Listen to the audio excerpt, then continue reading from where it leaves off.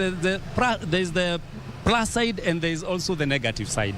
The plus side is that when you unionize you allow your employees to participate in the affairs of the union, they get educated, they get insights. You remember this union, when they have those seminars and workshops, they also can be used as a source of knowledge, as a platform to disseminate knowledge about the operation of an industry. For instance, if it is about manufacturing sector, the members, the leadership of the union that has the manufacturing employees might arrange for an event where they'll be training about maybe an emerging issue.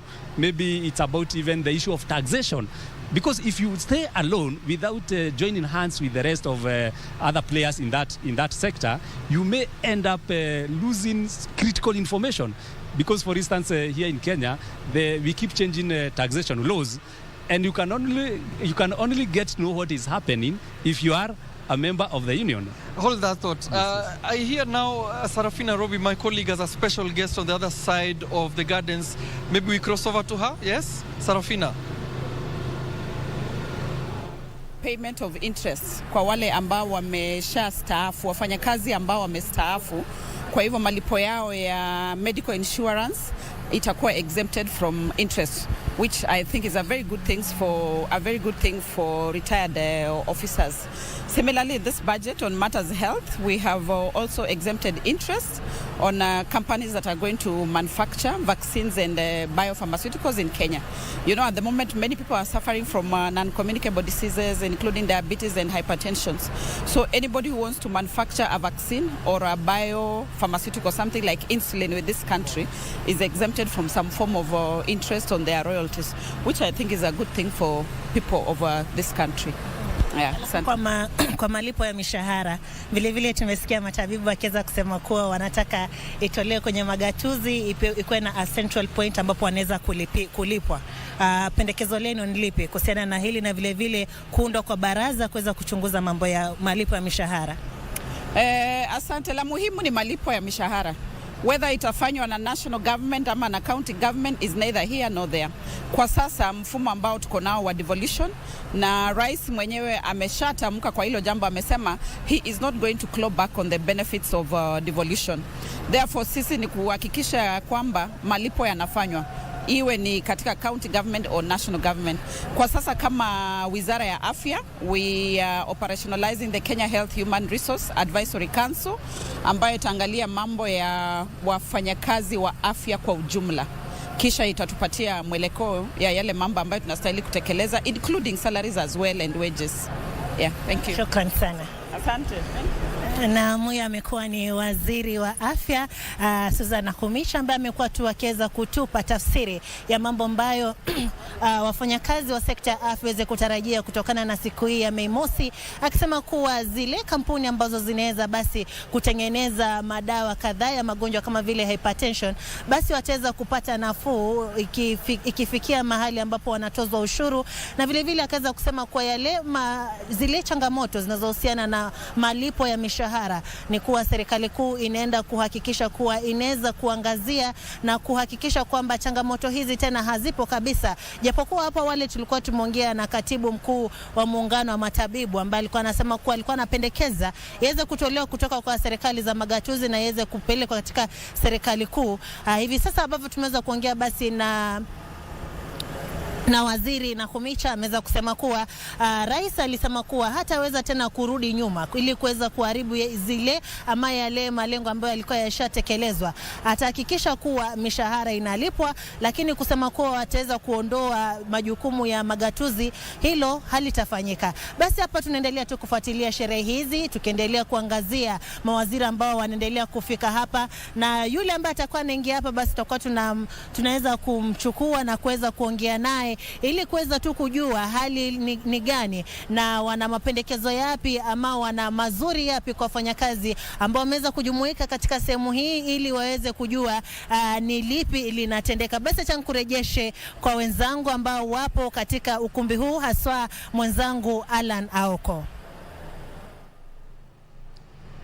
Yes, indeed. We are still here at Uhuru Gardens, and perhaps maybe I should take you through part of the program here at the 58th International Labour Day celebrations at Uhuru Gardens. And we expect, of course, to have the distinguished presence of the President of the Republic of Kenya, Honorable William Samoei Ruto, here at Uhuru Gardens. And just to take you through a bit of the program, at 11 we are supposed to see the Deputy Secretary General of the COTU Deputy Secretary General, Brother Benson Okwaro, is supposed to be here as well. And we are supposed to have here the Governor of Nairobi, Johnson Sakaja. We are also going to be graced with the Deputy Secretary General of I said that already. Also, several cabinet secretaries are going to be present.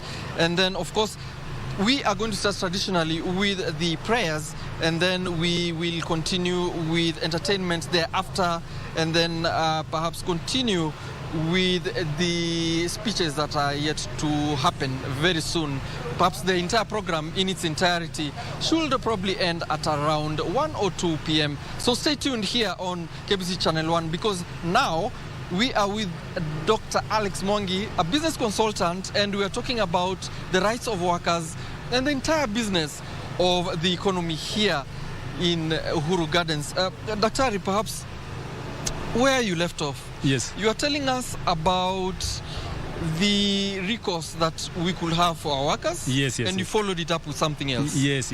What was that? I followed it with you had asked whether a small business with about 2 to 3 employees, whether it is a good idea for them to join unions. And I was explaining that even though they may not join a major union, they need to partner with other players in the same sector, so that they can be able to understand and to receive information as and when shared by the government agencies. For instance, the schools. All the schools that are running the CBC, the CBC curriculum, there's a lot of changes that keep coming from the Ministry of Education. That there's this kind of an exam for grade 1, for grade 2. After 2 weeks, you hear there are other exams or assignments to be done. So teachers survive and receive those kind of information and communication because they have joined a certain WhatsApp group in a certain maybe sub-location, sub-county. So whenever there's communication being done by the sub-county director of education, then that information is able to trickle down up to that class teacher of grade 1. Because if now a school decides not to partner with other schools in that sector, they will lose many communications, and they will end up not giving examination to their students. So it's a good thing in whatever form. If a small company is not able to join the main union for that sector, be it manufacturing sector, be it the banking sector, be it the teaching sector, they need to at least form a group within themselves, because information is power. And lack of that information, it can end up with that, even for instance, if it is a school being closed down because of lack of because of it not complying with the directives of the state. Well, hold that thought. You carried off very well, because I see my colleague Sarafina Robi is having a guest. Let's cross over to Sarafina and hear what she has to say with the guest.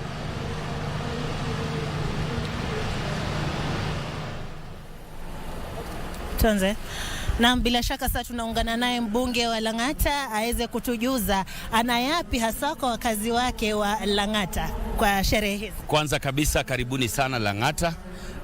Sherehe zimeletwa nyumbani, na kama ndio kwetu eneo bunge langu, nataka kukaribisha kila mtu Lang'ata. Leo ni siku kubwa sana kwa wafanyikazi, na kilicho kubwa ni kuwa wengi wanajitokeza. Hali ya maisha imekuwa ngumu sasa, na nadhani kuwa uongozi wa wafanyikazi watatokeza na kumwongelesha rais na kuanza kuitisha malipo nzuri, hali nzuri za kazi. Isipokuwa hapa Lang'ata ni kazi tu, hatuna mambo mengine. Bila shaka pia wewe ni mwenyekiti wa ile kamiti ya utangazaji ama broadcasting. Sisi kama wanahabari tutarajia yapi kutoka kwenye hii siku ya Mei Mosi? Kweli kabisa, ni unajua kama kuna kitengo ya wafanyikazi ambao wanajisukuma zaidi huwa ni wanahabari. Na mimi nimekuwa mwanahabari kwa miaka 15 nikiwa mbele ya TV, mbele ya redio. Endeleni na kazi, hakikisheni kuwa habari ambazo mnatuletea kama wananchi mumehakikisha ni habari nzuri, habari za kufana, za kubadilisha. Ni hivyo tu jamani. Kuna changamoto ambayo inakumba vijana katika taifa la Kenya. Pendekezo lako litakuwa lipi kuhusiana na suluhisho la kudumu kwa ukosefu wa kazi? Ukosefu wa kazi pia ni vijana kuanza kuangalia kazi mbadala. Unajua, kazi zingine mbadala. Wengi wanaenda shule, nishakutana na wengi wako na madigrii zao na vyeti vyao, lakini ukimwambia kuwa tunaweza ingia hustle na tukafanya hii kazi nyingine, ameshikilia ile degree yake na kusema kama sitapata kazi ya actuarial science mimi sina kazi. Lakini ukitoka huku nje, ukisafiri, unaanza kupata kuwa kazi za white collar jobs zimepungua kila pahali. So ni wengi wanajituma, mamilionea saizi, wengi hata si maengineer, sio ni watu ambao wametengeneza vitu kwa mikono, wana biashara. Ndio sasa tuanze pia kuanza kuangalia kazi mbadala, not only white collar jobs. Kweli kabisa. Asanteni sana, muwe na mosi njema. Asanteni sana.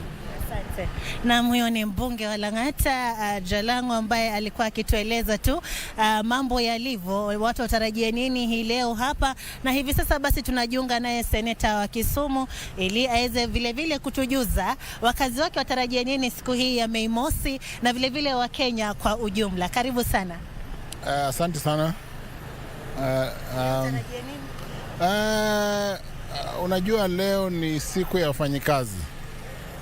Na Labor Day haswa ni siku tunatarajia kuwa mapato ya wafanyikazi imarishwe, ili wale wanapata mshahara ya kiwango ya chini angalau wapate mishahara yenye naweza kuwawezesha kuishi maisha ya kawaida. Na pia unajua siku ya Labor pia ni ile celebration ya siku ya wafanyikazi, ya ku-appreciate wale wafanyikazi wenye wanafanyia nchi kazi na wenye wanaimarisha uchumi. Unajua mambo ya kulipa kodi kwa mfano yataimarika, yatakuwa mazuri ikiwa tunapea at least wafanyikazi ile mutisha ya encourage, kueleza kuwa mnafanyia nchi kazi, nyinyi ndio tegemeo la nchi na ndio muhimu wa siku hii ya Labor Day. Bila shaka pia tumeweza kuzungumza na baadhi ya wasimamizi wa vyama vya wafanyakazi. Baadhi yao ni wale wa matibabu. Wameweza kutueleza kuwa walikuwa wanapendekeza malipo ya mishahara ya matabibu yaweze kutolewa katika magatuzi yaletwa kwenye serikali kuu. Pendekezo lako ni lipi kuhusiana na hili, kizingatiwa kuwa mishahara imekuwa ni swala tete kabisa hapa nchini? Kulikuwa pale mbeleni ile mambo ama mazungumzo kuhusu mambo ya Health Commission ili angalie mambo ya matibabu. Wacha nikupee mfano kwa kaunti yangu ya Kisumu. Mimi ni seneta wa Kisumu. Najua kumekuwa na tabu kwa kupeana matibabu, kwa kupeana services kwa wananchi. Kwa hivyo hiyo ni kitu mzuri kwa nchi. Asante sana. Huyu amekuwa ni seneta Kisumu Tom Ojenda, vile vile akiweza tu kutupa moja mawili kuhusiana basi na jinsi mambo yanayotarajia kufikia hivi sasa. Basi tunaona magari yanaweza kuingia, ni msafara ule ambao kama kawaida watu tunaona kama wa rais. Ni wa rais. Basi muda si mchache hizi sherehe zinaenda kuanza hivi sasa, kama unavyoona hapo kwenye picha zako kwenye runinga, ni kuonyesha kuwa sherehe hizi basi wageni mashuhuri wa nchi tayari washawasili hapa, na muda si mchache basi sherehe hizi zitakuwa zinaanza.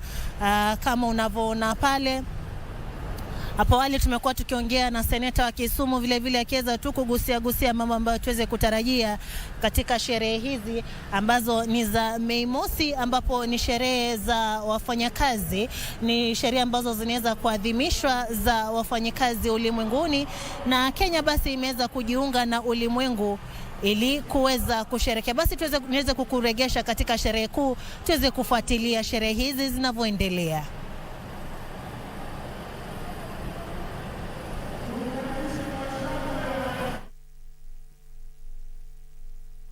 Karibu sana naibu wa rais, wakaribishwa kabisa.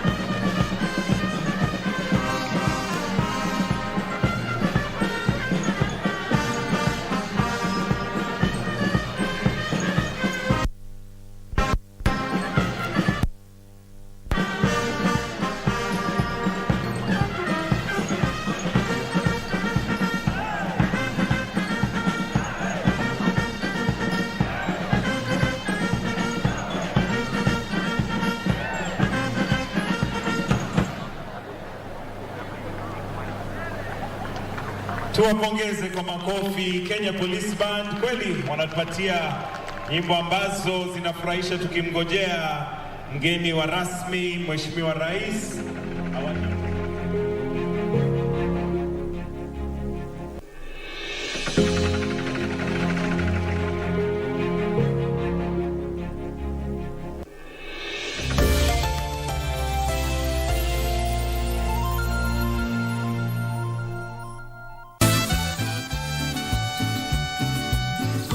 Be considerate. Oh, considerate, Mother? I'm fed up. I would gladly forget this blasted wedding right this minute. Don't even think that. What will you do to convince my dad? Tell me. Mind your own business. But I could have convinced him to prohibit you from entering my house if I wanted to. You know what? I'm not surprised at all because you are a manipulative woman. I'm sure she would be that. I know.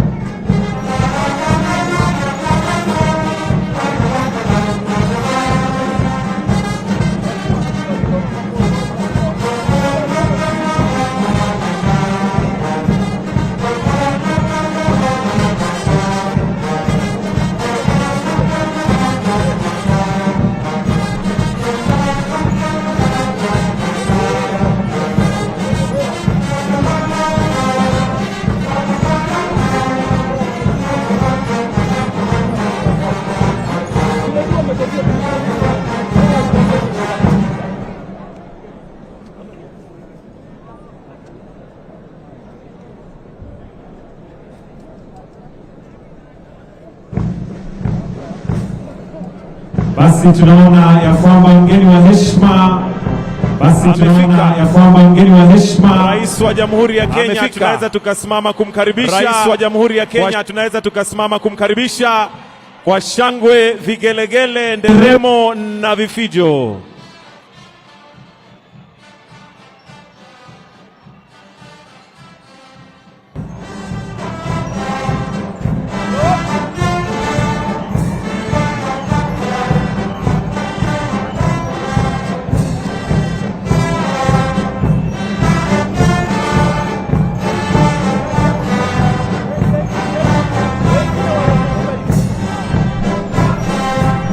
Basi mgeni wa heshima amefika, Daktari William Samoei Ruto, Rais wa Jamhuri ya Kenya.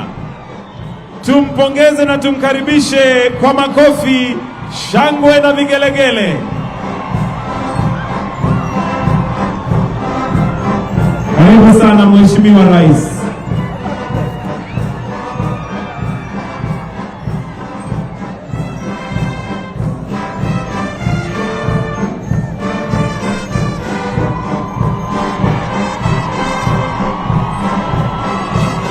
Karibishwa pale na Waziri Mkuu Mheshimiwa Musalia Mudavadi na pia Gavana wa Nairobi Johnson Sakaja. Karibu.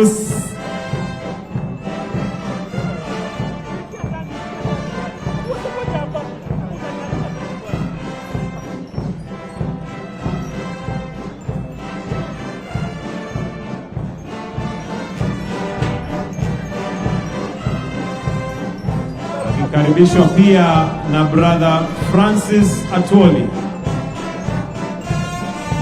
Secretary General COTU.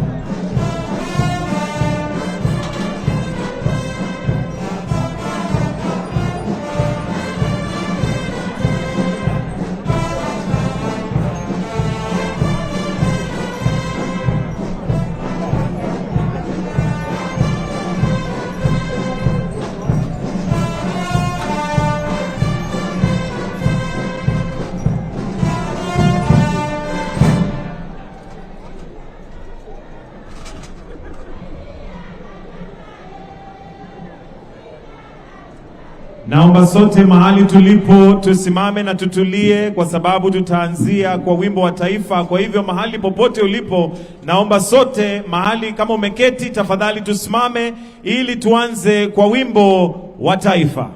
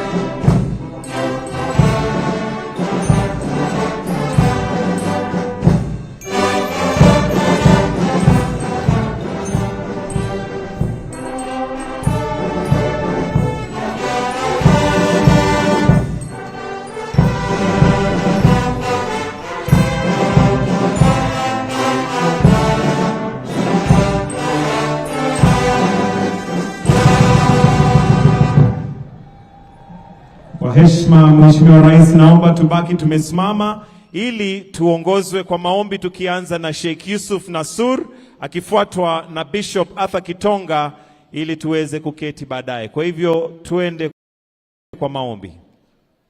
Bismillahirrahmanirrahim. Kwa jina la Mwenyezi Mungu mwenye kurehemu, mwengi kwa kurehemu. Ya Allah, kwa utukufu wako na kwa ubora wako, wewe ndiye utusikiaye sauti zetu, uzijuaye shida zetu, na vile vile wewe ndiwe ujuaye nia zetu. Tunakuomba utuepushe na shari, utuepushe na chuki, na utuepushe na fitna za aina mbalimbali. Kila tunapoamka asubuhi kukuomba, ewe Mwenyezi Mungu, ijalie asubuhi yetu iwe yenye nuru. Tunakuomba na ujalie mchana yetu kila siku iwe ni yenye furaha, na ujalie jioni zetu ziwe ni zenye kheri. Tunakushukuru ewe Mola wetu kwa kuitikia dua zetu ya kuiombea nchi yetu mvua. Tujalie iwe ni mvua yenye baraka na neema, na wala usitujalie iwe ni mvua ya karaha, majuto na maafa. Ewe Mwenyezi Mungu, wewe ndiye mwenye kuzisikia sauti zetu, wewe ndiye mwenye kuzijua shida zetu, na wewe ndiye mwenye unaweza zifahamu nia zetu. Tujalie wepesi katika maisha zetu, na kila zito ulifanye sahali. Tujalie kuishi kwa amani na furaha, na utupe mafanikio na ustawi wa kiuchumi. Ya Allah, tunakuomba utuhesabu katika wale waliokuumba ukawapa, utuhesabu katika waliokuomba ukawapa, utuhesabu katika walioitaka neema yako ukawaneemesha, na pia tunakuomba utuweke miongoni mwa waliokutegemea ukawatosheleza. Ya Allah, tunamuombea rais wetu Daktari William Samoei Ruto pamoja na viongozi wetu wote. Ewe Mwenyezi Mungu, muongezee busara katika kazi yake, muongezee subra, muongezee hekima, na vile vile muongeze uwezo katika utendaji wa kazi zake. Tunakuomba ya Allah, uwalinde na uwabariki wafanyakazi wote katika taifa hili wanaojitolea kwa bidii kila siku. Uzibariki riziki zao za halali na uwalipe kwa jasho zao, ewe Mwenyezi Mungu. Ewe Allah, kama taifa na kama nchi, tunakuomba kwamba popote pale penye kasoro au popote pale katika mapungufu ndani ya mienendo zetu, tunakuomba ewe Mwenyezi Mungu utusamee. Amin. Wa sallallahu ala sayyidina Muhammadin nabiyil ummi wa ala alihi wa sahbihi wa sallam. Amin.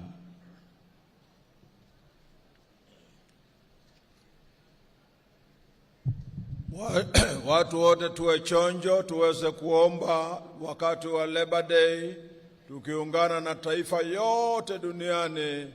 Na yetu leo tunaomba tukiangazia amani ambayo tunataka iendelee katika nchi yetu, ikiongozwa na rais wetu His Excellency Dr. Samoei Ruto. Na tuombe, tufunge macho sote.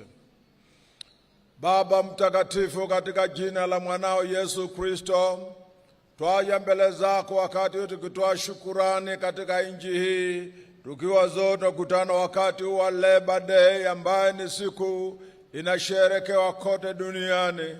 Na Baba, tunaomba wakati wa sherehe ya Labor Day, Bwana, tukiombea wafanyikazi wote wawe ni watu wa amani na kutangaza amani, ndio business zote siwe zinaendelea vizuri. Hatutaki maandamano tena kuona katika nchi hii. Tukisungumuza leo na tukiomba katika Labor Day, tunasaidia amani yako yaendelee, na mambo ya mapambano barabarani kuharibu business za watu wakiwa na sherehe sio na maana, tunaikataa katika jina la Yesu. Neema yako Baba na itoshe. Bwana, nakushukuru Bwana siku ya Labor Day, uendelee na kutubariki. Na wakati tunatoa shukurani kwa ajili ya kiongozi wetu His Excellency William Samoei Ruto, na naibu wake Rigathi Gachagua, His Excellency, tukiwaombea waendelee vile wanaendelea kukaza mwendo na amani. Bwana, tuliomba wakati huo na isipokuwa tulitoa kura, lakini wewe ulichagua Ruto kuwa kiongozi, na siku vile mambo yale yamefanya kwa miezi 7, akiongoza miaka 5 au 10, atapindua Kenya hii ionekane kama Jerusalem.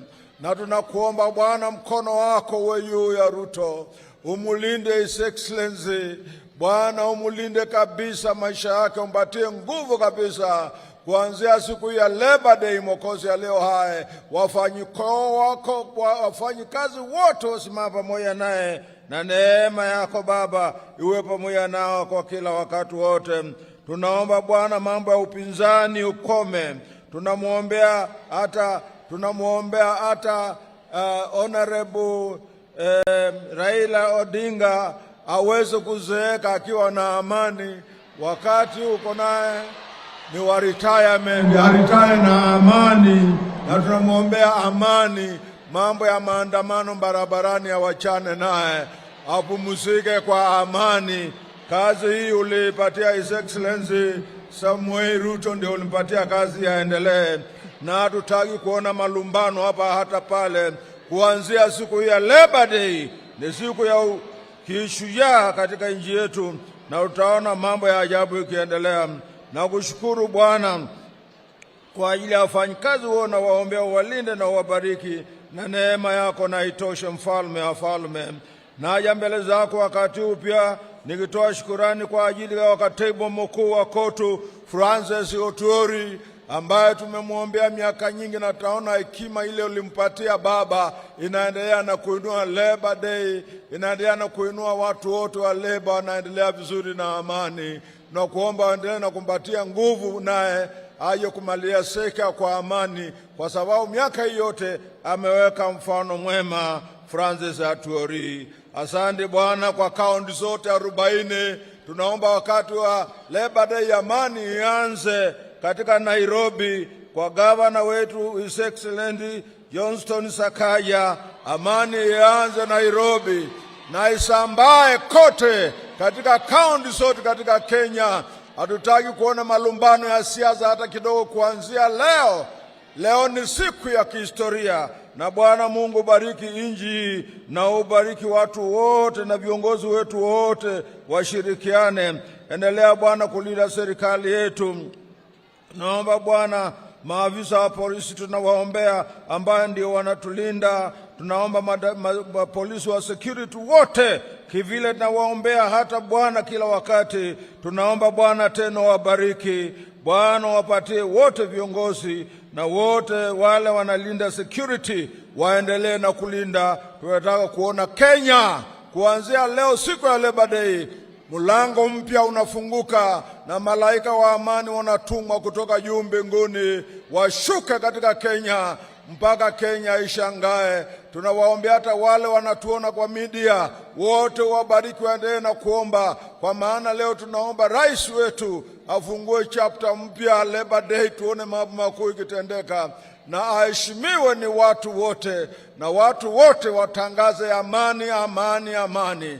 Naomba Baba, nikiamini umesikia kilio chetu na wa viongozi wale wengine wote siwataja, unawajua wote katika nchi hii, wale wanasimama pamoja na kiongozi wetu rais, wote na waombea wabariki. Tuanze kuona amani, amani katika Kenya, na umaskini utakwisha kabisa, na shida yote ile inaendelea kwa sababu ya sherehe isiyo na maana inakwisha, kwa maana kuanzia Labor Day nasema amani, amani, amani. Kumbuka nchi ya Kenya. Jina lako Baba na litukuzwe, katika jina la Baba na la Mwana na Roho Mtakatifu, na watu wote tuseme amen. Amen. Kwa unyenyekevu na ruhusa yako Mheshimiwa Rais, naomba tuweze kuketi. Your Excellency, the President of the Republic of Kenya and the Commander-in-Chief of the Defense Forces, Dr. William Samoei Ruto, Your Excellency, the Deputy President, Honorable Rigathi Gachagua, the Prime Cabinet Secretary, Honorable Musalia Mudavadi, the Speaker of the National Assembly, Honorable Moses Wetangula, the Speaker of the Senate, Honorable Amason Kingi, the Governor, Nairobi County, Honorable Johnson Sakaja, all governors present, the CS Labor and Social Protection, Honorable Florence Bore, all cabinet secretaries present, all ambassadors, high commissioners, and members of the diplomatic corps, members of parliament present, all principal secretaries, the Secretary General, Central Organization of Trade Union, COTU, Brother Francis Atwoli, the COTU leadership, international organizations represented, all workers and hustlers, distinguished guests, ladies and gentlemen. Allow me to now hand over to Brother Wangura to mention the March Past Parade as they begin to march past His Excellency the President. Also, we'll have some entertainment. Brother Wangura, take it up.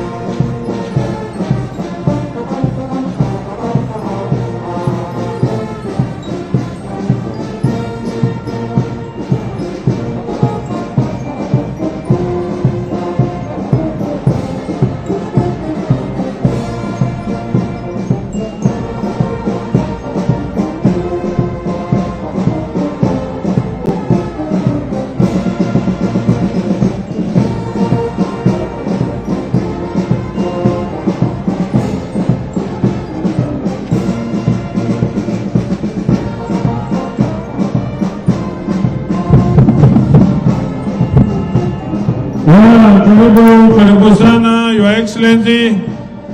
Ni wakati mwingine ambapo tunataka kuonyesha jambo gani, ni vitu gani tunafanya viwandani.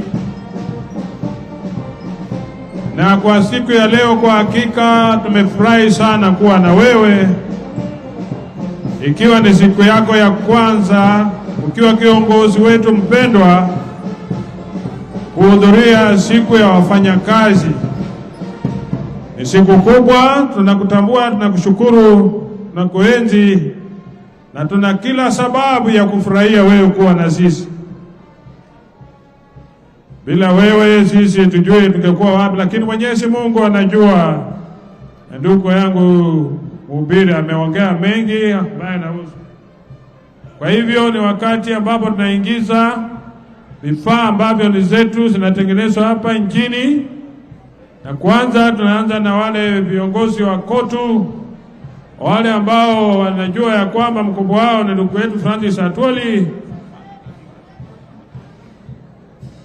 Ndugu Atwoli ambaye anasimamia wafanyakazi wote katika nchi hii, na amelinda COTU kwa miaka mingi na anazidi kuongoza kwa ufasaha mkubwa kuonyesha ya kwamba yeye anatosha na anaendelea kuongoza ile uwezo Mwenyezi Mungu amewapa na uwezo.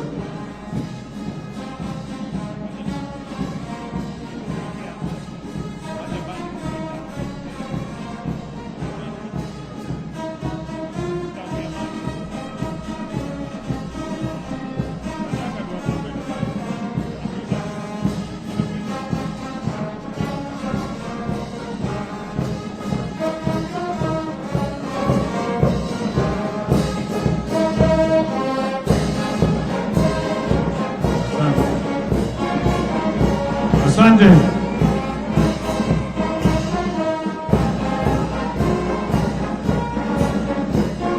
Wanaofuata ni wakina mama wa COTU ambao wanawakilisha serikali ya COTU say no to gender violence, wanakataa mambo ya gender violence, na hiyo iko katika ofisi ya mkubwa wetu ambaye anatarajia kuimalizia, pamoja na kushughulika kuhakikisha hakuna dhuluma upande wa kazini.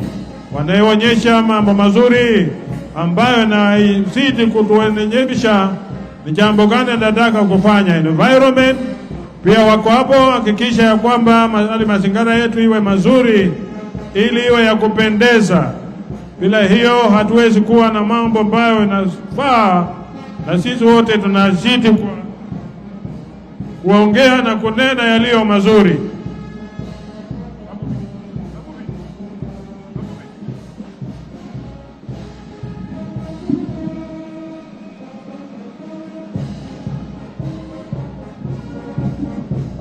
Hiyo ni ya Hotels Union ambayo inaongoza hiyo. Hotels, asante sana, karibuni. Civil Servants Union ya wafanyakazi wa serikali ongeza na Mheshimiwa Odeke ambaye hako hapa sawa. Seafarers ambaye inaongeza na ndugu yetu ambaye anaitwa kutoka Mombasa kule, anafanya kazi mzuri. Watu wa bandari maritime ambao wanahusika na mambo ya kufunza watu mambo ya baharini pia hawajawachwa nyuma, wako na sisi siku ya leo, na wanaongozwa na ndugu yetu ambaye ana Mombasa kule Mwangure kama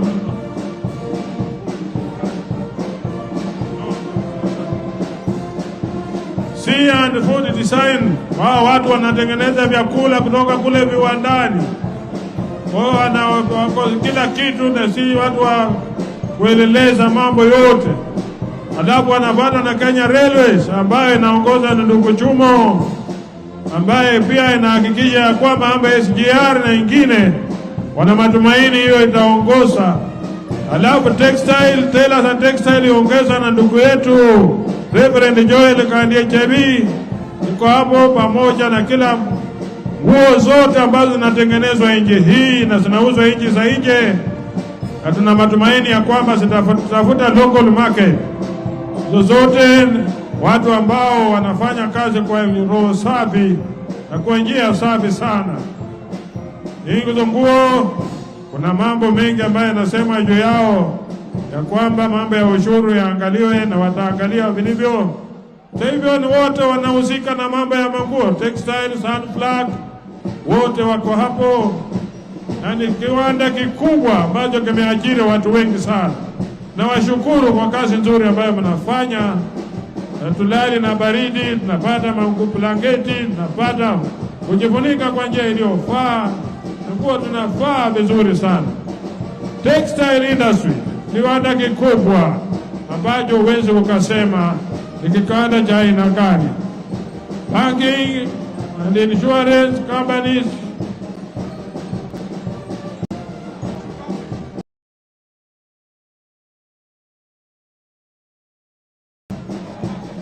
ambayo ni ya Bwana Dipape.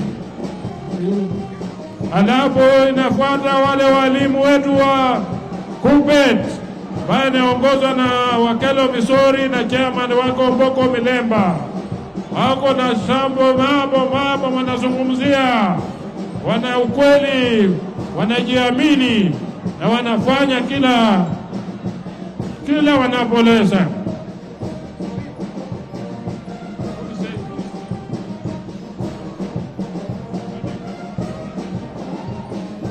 Union ya Consent ambayo pia inaongozwa na ndugu yetu Torome wako hapo, wanafanya kazi kwa njia inayoonekana. Na BAT ambayo inaongozwa na ndugu Kabubi katika Commercial Union pia wako hapa kuhakikisha ya kwamba zikara unaambiwa uvute kama umejichunga na ujipime.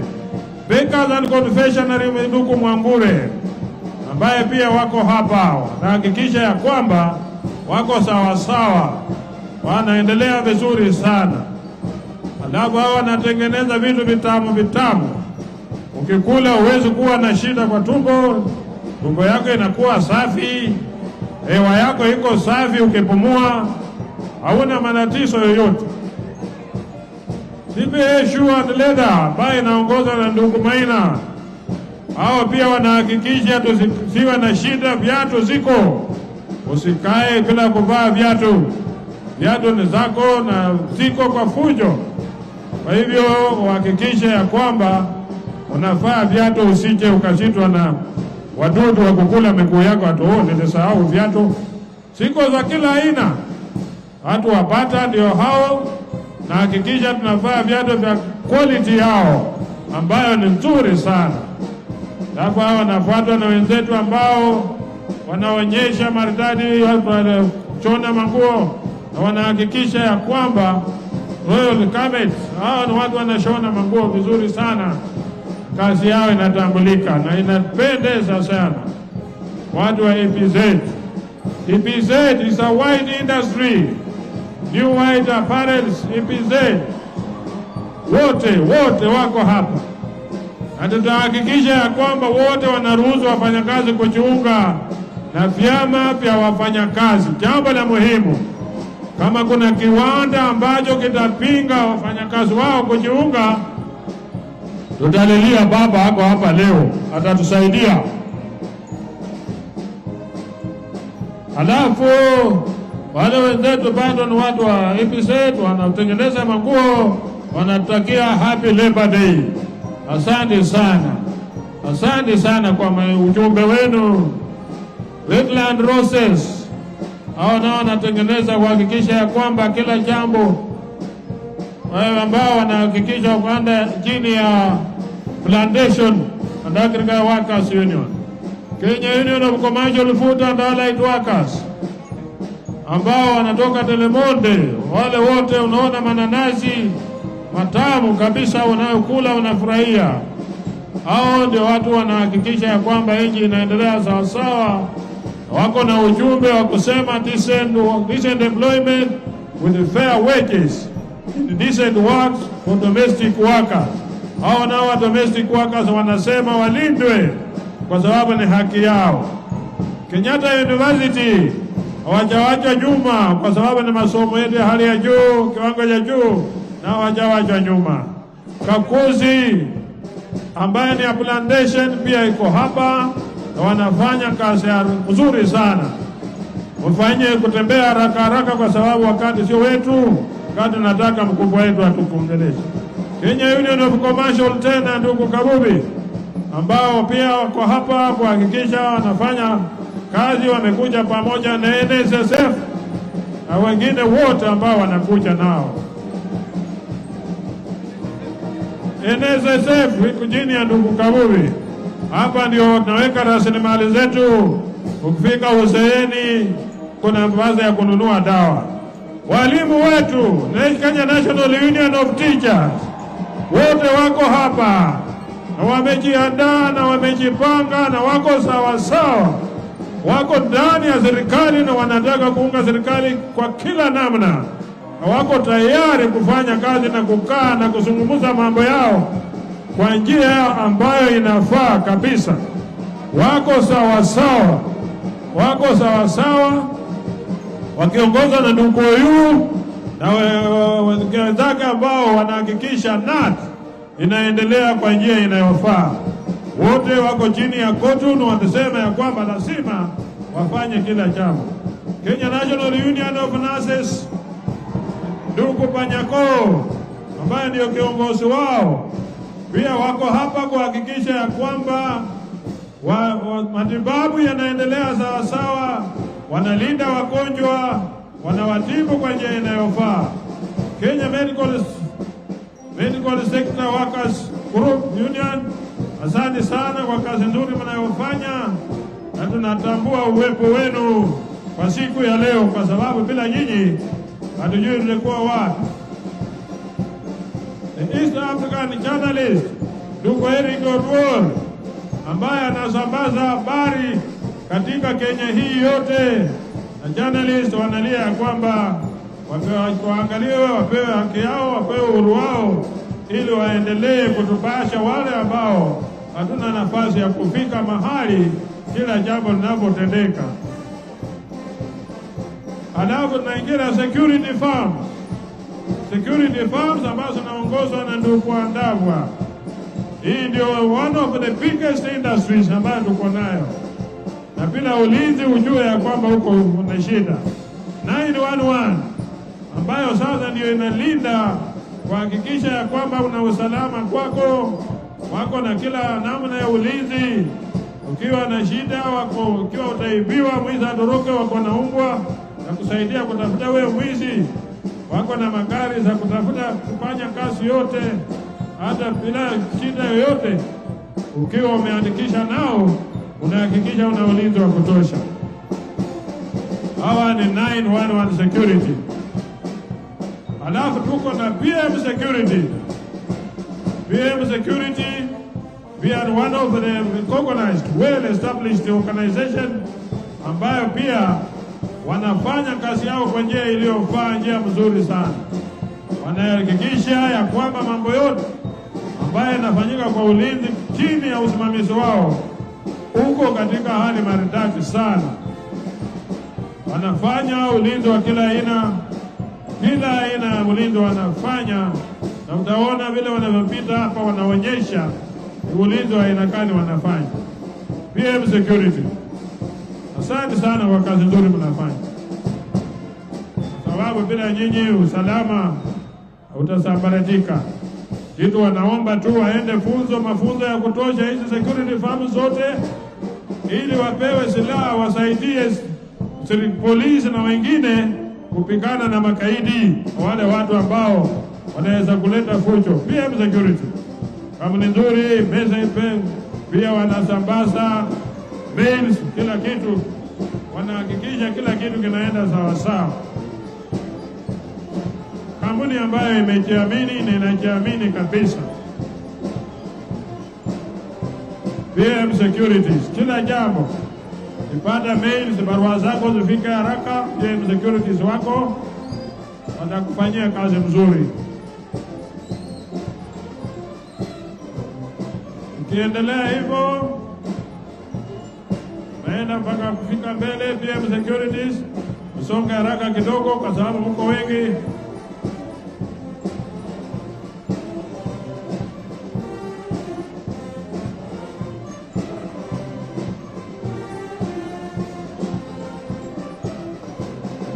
Ukiendelea hivyo, hii ni kiwanda cha ndugu Andabwa ambaye anasimamia haya mambo yote. Bila yeye ndio uongozi ulikuwa umerudi chini wa kuunganisha hawa, lakini kwa saa hizi wako imara kabisa. Tutatembea kidogo haraka kwa sababu mko wengi. Nataka tuhakikishe kila mtu amepita mbele hapa na ametambulika.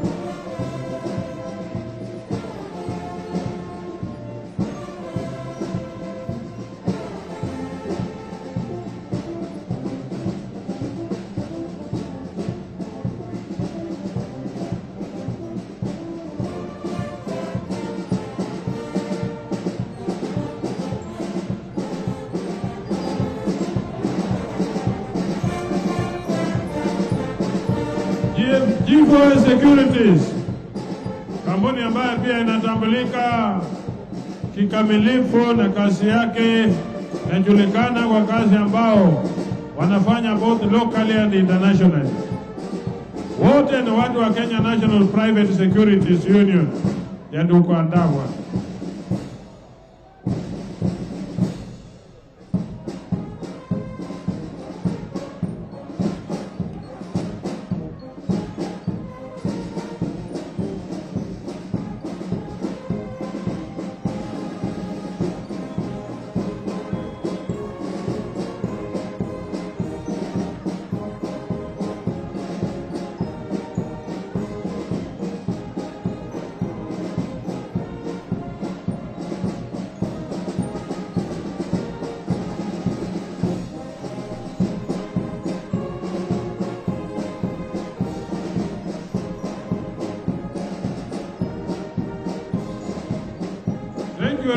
Mifahamu ingine ambayo inadili pia na ulinzi na mambo ya kuhakikisha Kenya inalindwa vizuri kupitia kwa kampuni yao ambayo pia ni ya ulinzi na inafanya kazi mzuri Ukiwa nao najua ya kwamba uko salama usalimini.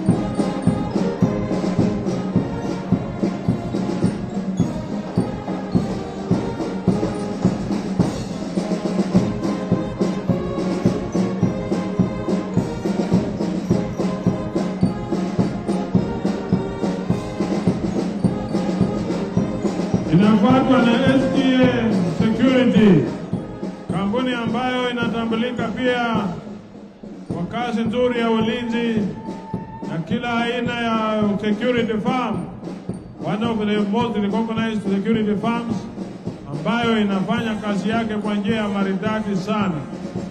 Tunawashukuru kwa kazi nzuri ambayo mnayofanya, peana ulinzi wa kila aina, pia kupeperusha mambo yote ambayo inahusiana na mambo ya ulinzi na usafirishaji wa bidhaa zingine ambazo ni mails na vitu zingine parcels na kila aina ya kitu mnafanya.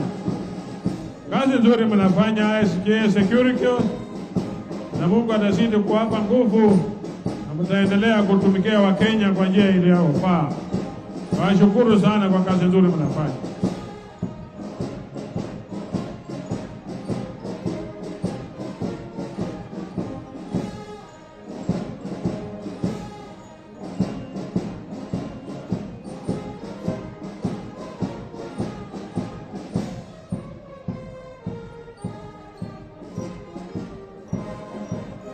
Wale wengine wako nyuma watembea haraka kidogo, kwa sababu nataka kila mtu malize hii ndio tuingie kwa sehemu nyingine.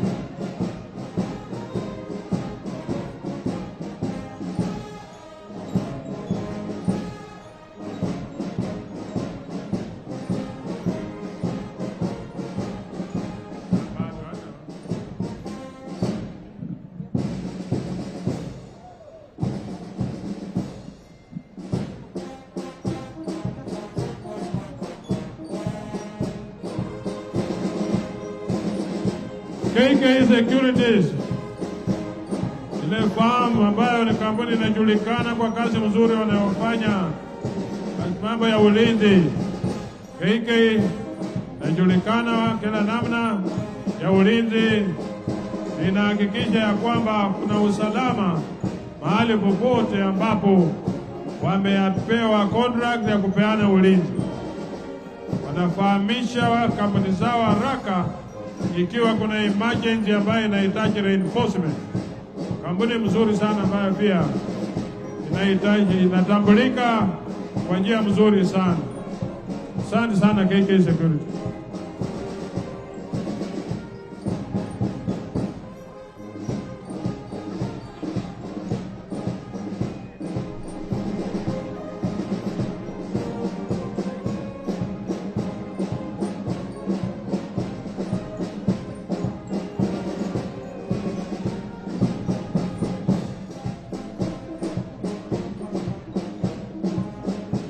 Hata na silver dogs kila aina ya namna. KK Security, very organized, very established and up to the task. Asante sana, ni watu wazuri.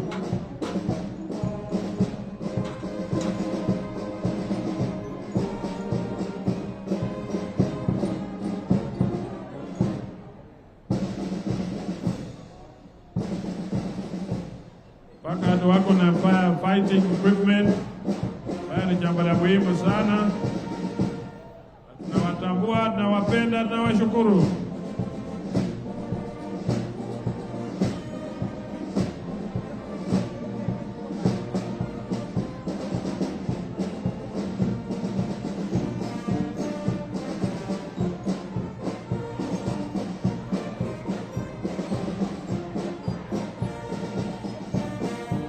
Asante sana kwa kazi ambayo mnafanya kuomba ratify kwa ile convention ambayo wananchi watu wa COTU, na washukuru sana.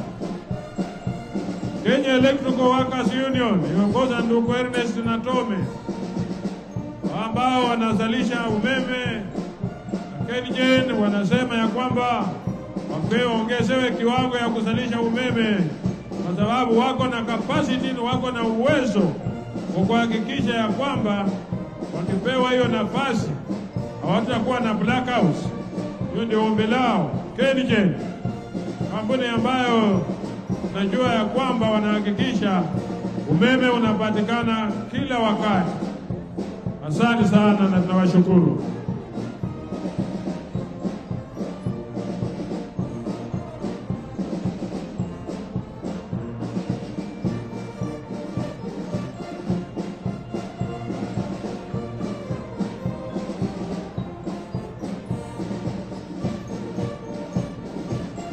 Hawa wa kwanza ni wakusalisha, na wenye wanafuata sasa ni wakusambaza.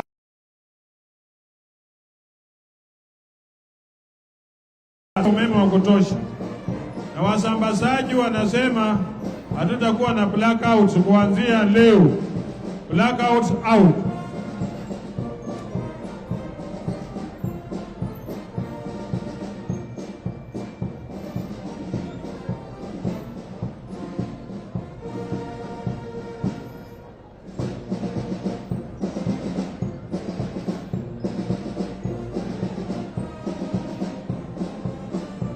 Wanaonyesha ujuzi wa kazi zao vile wanafanya katika kuhakikisha ya kwamba wanasambaza umeme kila mahali.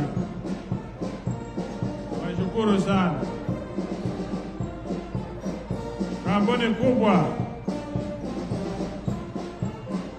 wao wanaelewa kazi yao vilivyo.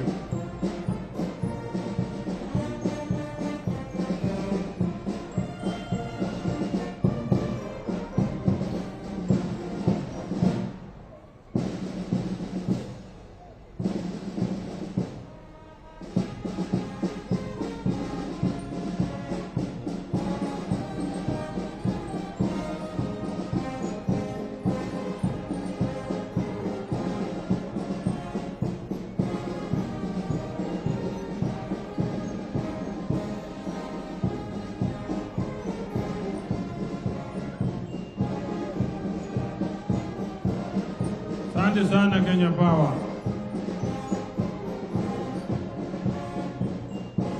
Asante kwa kazi nzuri ambayo mnafanya bila kuchelewa.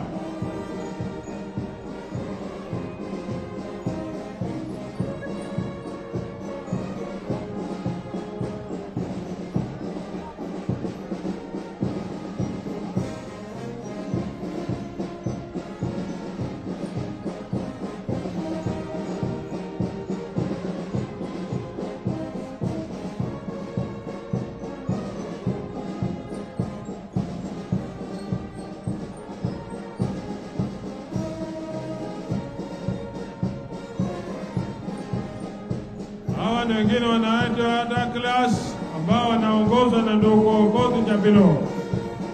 Okoth profesa wa class alituambia ya kwamba msemo wa kwanza wanatengeneza klasi hata ukirusha mawe haiwezi ikavuja. Kinafuatwa na commercial food and allied workers tena ambao wanaongozwa na ndugu Kabubi.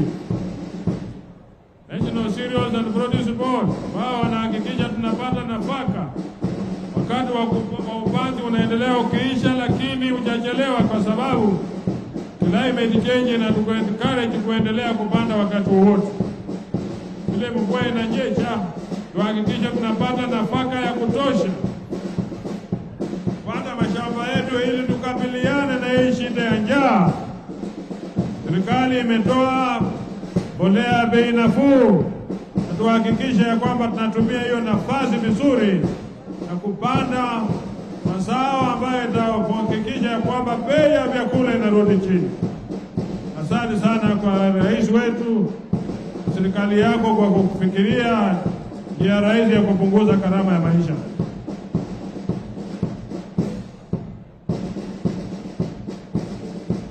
watu wa kutengeneza makaratasi na vitu zingine za kutumia kwa haja za tofauti, wakiongeza na chairman general wetu ndugu Rajab Mondi.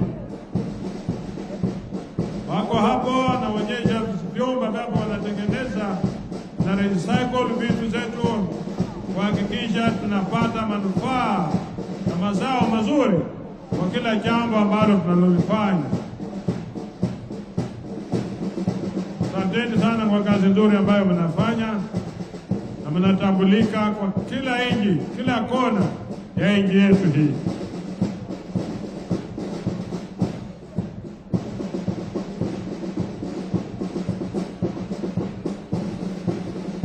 Asante kwa kazi nzuri ambayo mnafanya.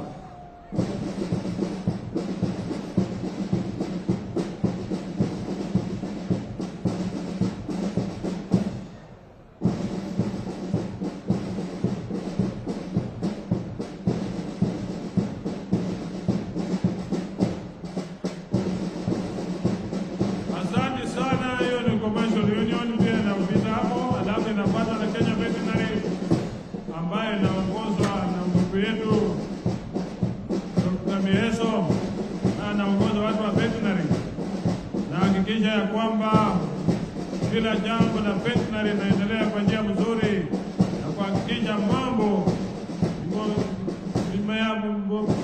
kila kitu ambacho kinahitajika kufanyika kupitia kwa madaktari wa veterinary kinafanyika kwa njia iliyo mzuri.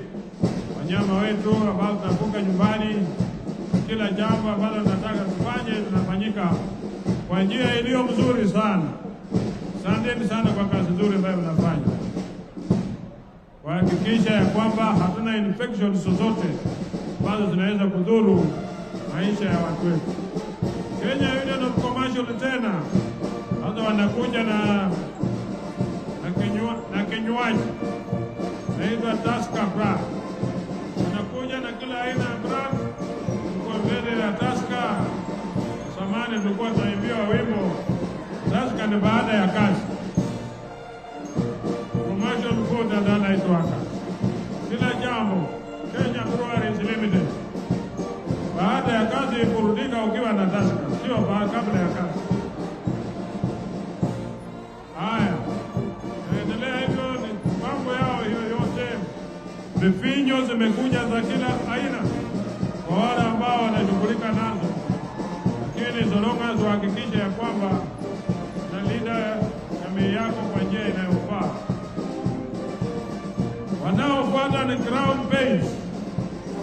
Ground base ni rangi ambayo inajulikana kwa uzindi wa nyumba yako, ukiwa unataka kuhakikisha ya kwamba iko chini ya mpenda na hivyo vitu huko ambayo wa chemical and allied worker. Ground base, rangi ambayo inadumu.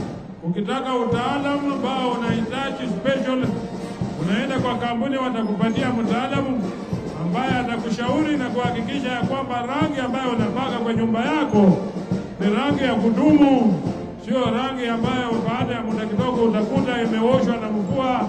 Na vitu zote ambazo unafanya zinahakikisha ya kwamba inaendelea sawa sawa. Usiishi na rangi moja kwa nyumba yako miaka mingi, wala unaweza kubadilisha kupitia kwa Crown Base, kampuni ambayo inaimarisha vilivyo. Asante sana Crown Base.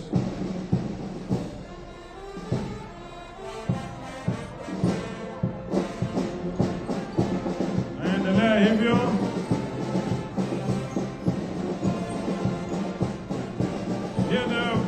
Posta wao wako chini ya ndugu Ndugu Ole Tibape ndio inaongoza wale wafanyakazi wa benki ya Posta. Hakikisha ya kwamba pesa zako ziko salama, mali zimewekwa, zitakuwa na shida.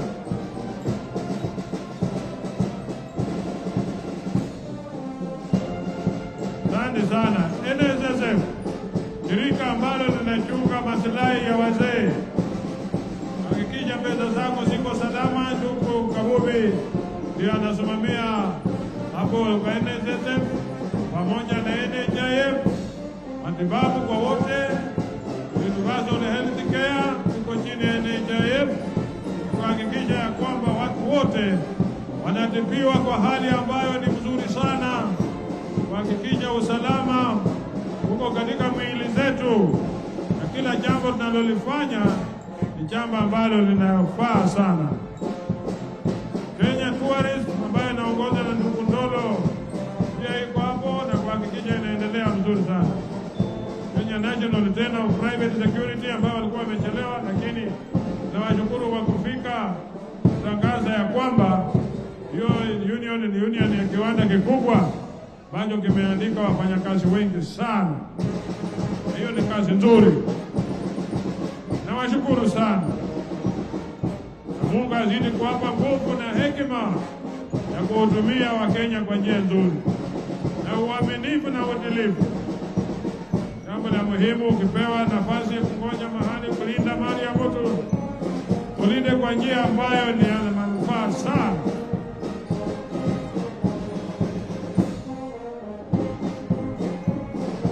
Kedrus ambayo hospitali iko chini ya ndugu Njeru, Albert Njeru, ambao wanahakikisha ya kwamba wanalinda maslahi ya wagonjwa kwa njia inayofaa. Tunashukuru sana kwa kazi yenu. Wale wangali nyuma watembea haraka kidogo, kama hatutaki kuachwa. Nakaribia kumaliza, lakini tuhakikishe kila mtu amepata nafasi ya kupita hapa.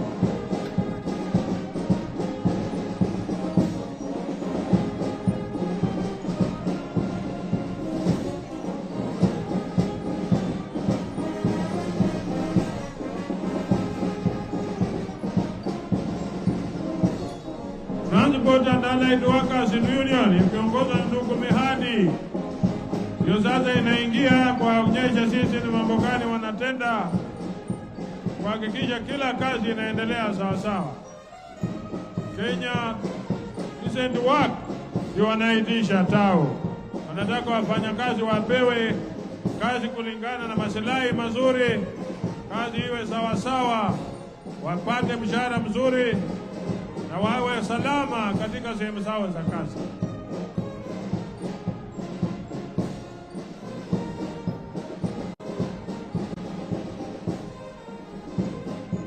Hizi coach pamoja na hao wako chini ya tao Transport and Allied Workers.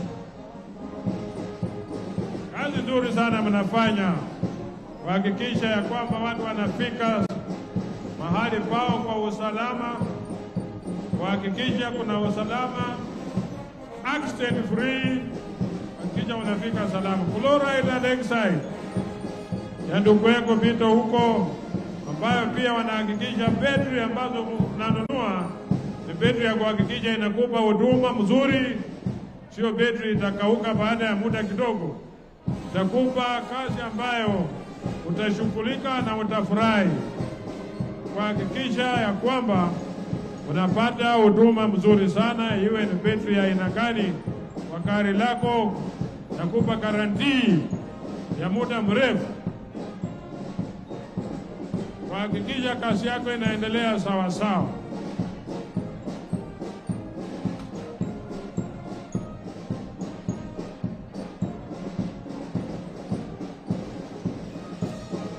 Haya, Amalgamated Union Koso Mambo ambaye anaongoza union hiyo, mama mzuri sana.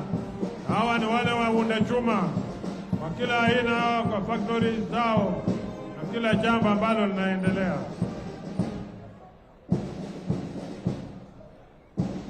Haya, mfanya haraka, tunataka tumalize hiko kipindi mbio haraka sana, ndio huko mbali tutawaonyesha mwaka ujao. Na nyinyi mmetambulika, mmefanya vizuri kufika.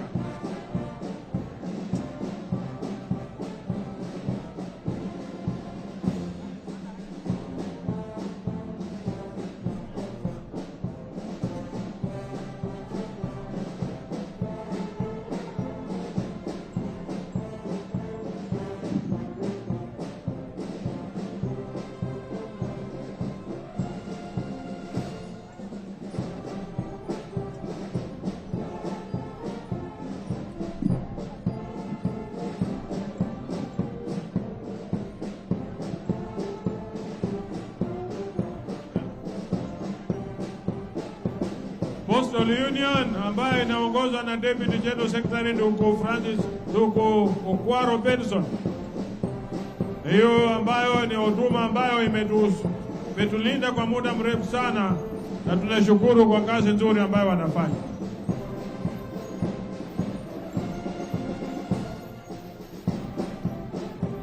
Haya basi, tunaenda kumalizia kwa maonyesho ya viwanda na vikundi mbalimbali, wafanyikazi mbalimbali, ili tuende kwa orodha nyingine katika ratiba yetu.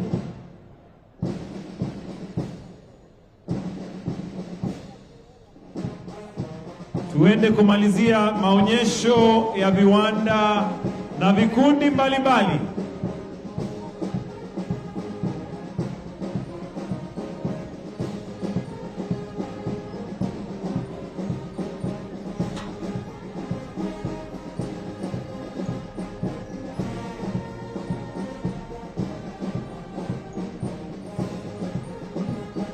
Wanaokaribia sasa ni the Kenya Petroleum Workers Union, wakisema they serve workers' rights.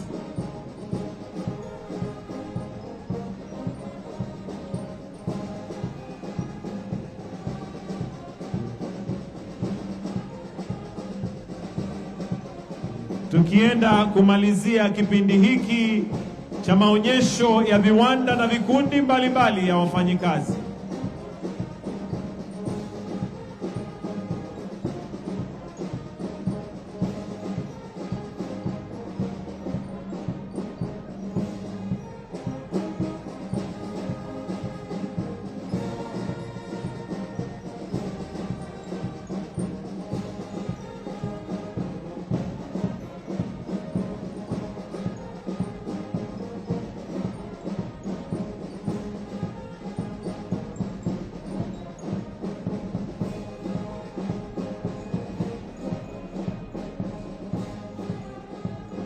Pale pia tunaona silent carpets ambao wanafanya vitu mbalimbali vya ujenzi, wakifuatwa na Nairobi City Water and Sewerage Company Limited.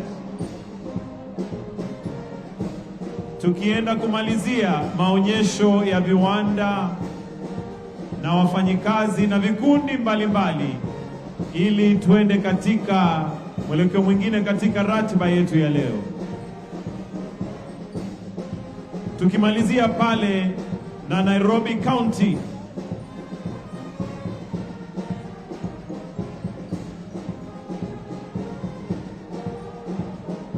tunaona wale basi kutoka Nairobi County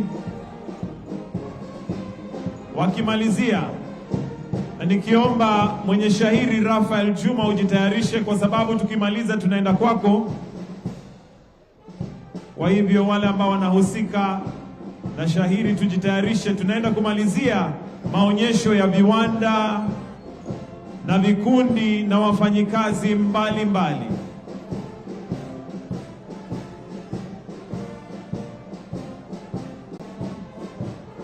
Wakiwa na mbwekse. Ndio hiyo. Najua gavana wa Nairobi County anaelewa mbwekse sana. Ndio hiyo basi. Haya basi, tukienda kumalizia pale, Mheshimiwa Rais, tunataka kwenda katika kipindi kingine, na mwenye shairi ambaye anaja aitwa Rafael Juma, na shairi lake ni siku ya wafanyikazi. Kwa hivyo tumemalizia kipindi cha maonyesho kwa sasa, na viwanda ni vingi, kuna vile ambavyo hawakuweza, lakini ni wingi. Na sasa tunataka tupate shairi kutoka Rafael Juma, na shairi lake laitwa siku ya wafanyikazi. Juma, twende kwako.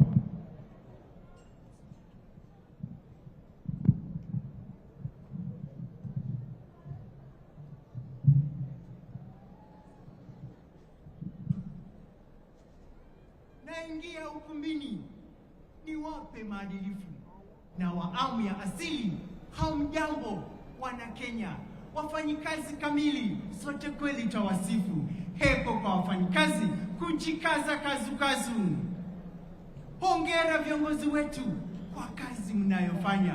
Kwa kweli mmejipanga kujenga taifa letu. Mazito mmeyakabili, juhudi kujitolea, usingizi upotea, kweli mwaka za mwendo. Wapenzi mliofika bustani ya Uhuru, umoja ni nguvu, utengano ni udhaifu. Mpende jirani yako, tuishi kwa utulivu, tujenge umoja wetu, tusaidie viongozi wetu. Hongera wafanyikazi na Wakenya wazalendo, na wapongeza kwa wazi, mmekuja kwa mtindo, msichoke chapa kazi, mtapata na mawindo. Mungu wetu awabariki hadi mwisho wa dahari. Asanteni. Tumpongeze kwa makofi Rafael Juma pale. Na sasa ningependa niwakaribishe wasanii wa vitimbi wakituonyesha maonyesho ya wafanyikazi. Tuwapongeze kwa makofi tafadhali. Bahali yake. Hayat mom. Sasa bahali yake. Yes mom. Mimi naenda kiwanjani. Aya. Unajua leo ni siku ya wafanyikazi. Exactly. Dunia nzima. Na wewe na kuacha hapa kwa ofisi. Mimi ndo boss. Nyamaza.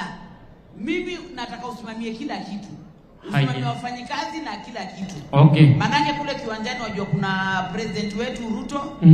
Na kuna Rigiji. Okay. Na Sakaja. Yes. Na wengine wengi. Wasalimie sana. Unamjua Francis Atwoli? Anamjua. Huko pia. Sasa wewe endelea na mimi nikitoka kiwanjani ndarudi. Sawa. Wewe mimi ndo boss. Sasa wacha nigue boss. Unajua boss lazima aonyeshe yeye ni boss. I am the boss. Mise. Hata unajitia nini? Nilikuwa nakuja kuchukua zile barua ushati ya saini. Kalia huyu. Hata kutembea imekushinda wewe. Unatembea kama gamia yangu ile alivunjika, unatembea aje? Mimi natembea kuita saa 2 asubuhi unanigujia saa hii. Bahali yake wacha madharau. Kuachiwa ofisi dakika 5 inakuwa mimi sasa natembea kama ngamia. Hiyo mimi natembea kama ngamia. Hiyo opportunity lazima nitumie. Haya, tumia vile unaweza. Kwanza wewe umesega sana unajua. Warika yako wameretire wako nyumbani, hata wengine wamekufa. Wewe unafanya nini hapa? Bahali yake. Mimi si unajua na retire mwaka ujao. Hata hivyo. Sasa ukishaniambia wengine wamekufa, yaani waniombea mimi nife, utakufa wewe. Hata kwanza mwaka ujao iko mbali, si kuwe kesho. Umetuchokesha. In fact ngoja. Chukua hii, iko na maziwa ya gamia ndani. Nitengenezee chai tekni. Ile nikikunywa, nikiita inaitika. Sitengenezi chai na ngojea mwenye kazi aje. Toka sitaki kukuona next time kwa hiyo ofisi. Get out. Nikikuja, nikigeuka nikubate hapo, you would know yourself. Okay. Wewe ndio Korea. Ndio Korea ndo kusema nini? Habari yako? Unakuja saa ngapi? Unafikiri hapa ni kwako? What is the time now? Wasana na mambo ya time umeikuta hapo. Kwani wewe enyewe hata nabii alisema wako na maso lakini hawaoni. Hauoni nimetoka hospitali kuongeza maji? Maji? Kwa nini ujisumbue na ongeze pekee kwa kikombe ukuje kama unakunywa? Ndio Korea. Umepatiwa ofisi dakika 2 na sasa umeanza kutugaragaza. Wewe sikiza. Umetuchokesha hapo wewe hata uchandikwa na kitu. Mfaka leo una gas smart. Wacha kuniangalia please. Wacha nikwambie. Hiyo dhambi yote unaona mimi ni bibi wa wenyewe. Is that okay? Bibi ya wenyewe. Sasa hii ni mguu ama mkono? Unatembea na mguu ama na mkono hii? Ni sahihi. Wacha nikwambie. Sifaki wewe hata hauna nyota. Nyota iko huko juu, mimi na nyota tunapelekana wapi? Nabii wetu alisema watu wako na mandevu kama wewe hawawezi ona ufalme wa mbinguni. Kwa hivyo nianze mimi nifanye kazi vile inafaa. Wacha kunifinyilia. Na by the way, Uncle Franco anajua unanifinyilia hivi kazini. Wewe wachana na Franco, sikiza. Si baadaye tuende kwa Faisal tukule kidogo baadaye alafu tutakupeleka bahali. Wewe, nimekwambia mimi ni bibi wa wenyewe. Asana na mimi. Toka hapa basi, toka una faida. Kwenda. Huyu hata ako na bahati bahali yake mwenyewe. The most handsome guy in the world amemuongelesha. Bali yake. Nimerudi. Oh mami, kazi iko sawa. In fact kila kitu inaendelea mzuri sana. Naona hata mimi naendelea vizuri. Naulizaje Mise iko wapi? Mise? Ule mama. Huyo amechoka, amechaba. Amebit, nimefukuza yeye. Umemfukuza kazi? Anafanya nini? Mimi nataka watu chap chap. Na ule mama anaitwa Rebeka yuko wapi ule mlemavu? Huyo nikimuita asubuhi ananikujia saa 7. Sasa nikavuta yeye gasi. By the way, nakuletea fardosa anakuja. Sikiza nikwambie. Huyo mama anaitwa huyo mlemavu ni mama amesoma. Ana degree zake. Okay. Nilimwandika hapa kazi kwa sababu ya ujuzi wake. Mama Kayae. Umemfuta kazi. Mama Kayae, ngoja kwanza. Mimi naitwa Njeri the Cricket. Mimi ni afisa kutoka COTU. Na tumesikia kwamba kuna mtu ananyanyasa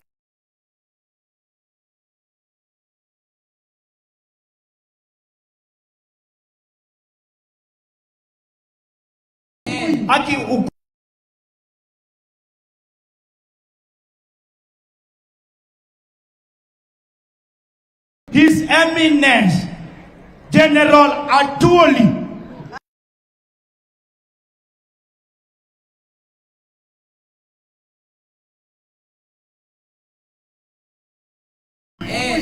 uko na bahati ni mimi nimekuja. Na kuambia Secretary General wetu angekuja. The one and only His Eminence General Atwoli. Na kuambia angekaa hivi akuambie msensi wewe. Msensi sana. Acha uko na bahati sipendi maandamano. Ningeandamana kwa hiyo uso yako vibaya sana. Mbona unabagua watu? Ona huyu. Mimi nakwambia sisi kama COTU tuko na vitu tatu ambazo tunafuatilia. Ya kwanza ni economic growth. Yaani ndio, kwa sababu president pia anasema hivyo. Ya pili ni political stability. Ya tatu ni job creation. Alafu wewe badala ya kucreate unaharibu. Huyu ni wa kwangu. Nene. Huyu ni kusukuma gasi. Wewe nyamaza. Sikia nikwambie. Yes. Umefanya vizuri sana kuja hapa. Yeah. Na mimi nimefurahi manake pia wafanyakazi wangu wote wako kwa COTU. Yes. Sasa mimi ndio mwenye kampuni. Yes. Mimi ndio nachukua sheria ya huyu. Si ulifuta wenzako kazi? Walikuwa weak. Na mimi nimekufuta kazi kutoka dakika hii. Niko na watoto 24, bibi ni watatu. Please. Shauri yako. Ukifuta Toka. Toka. Please msinifunguze.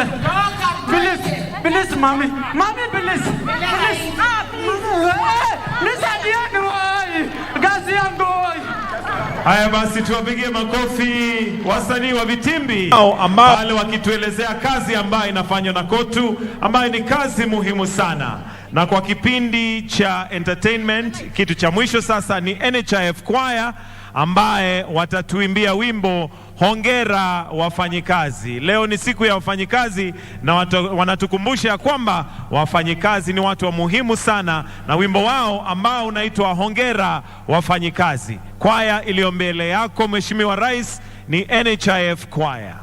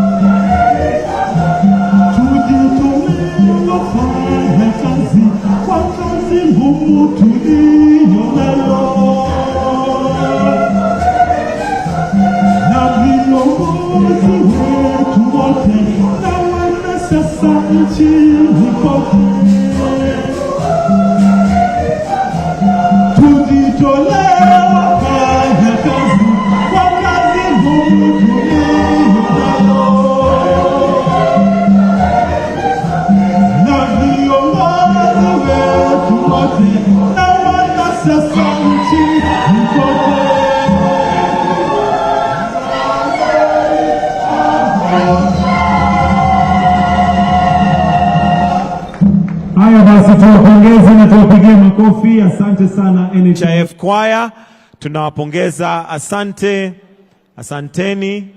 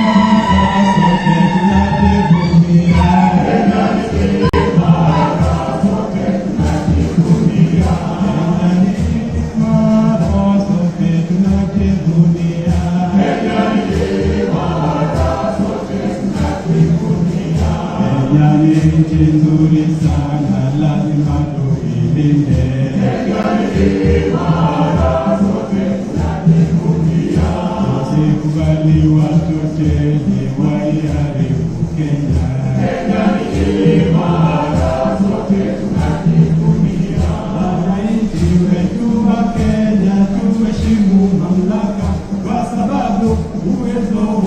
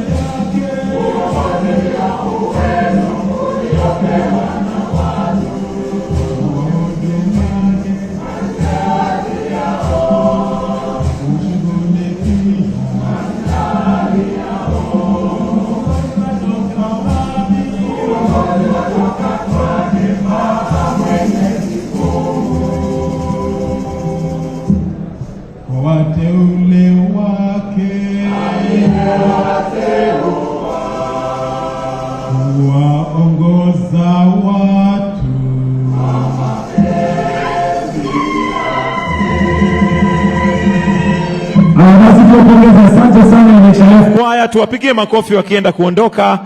Asanteni sana sana sana. Sasa, Your Excellency, with your permission, I would like to now call upon the Deputy Secretary General, Organization of Trade Unions, Brother Benson Okwaro, to make his welcoming remarks. Benson Okwaro, karibu.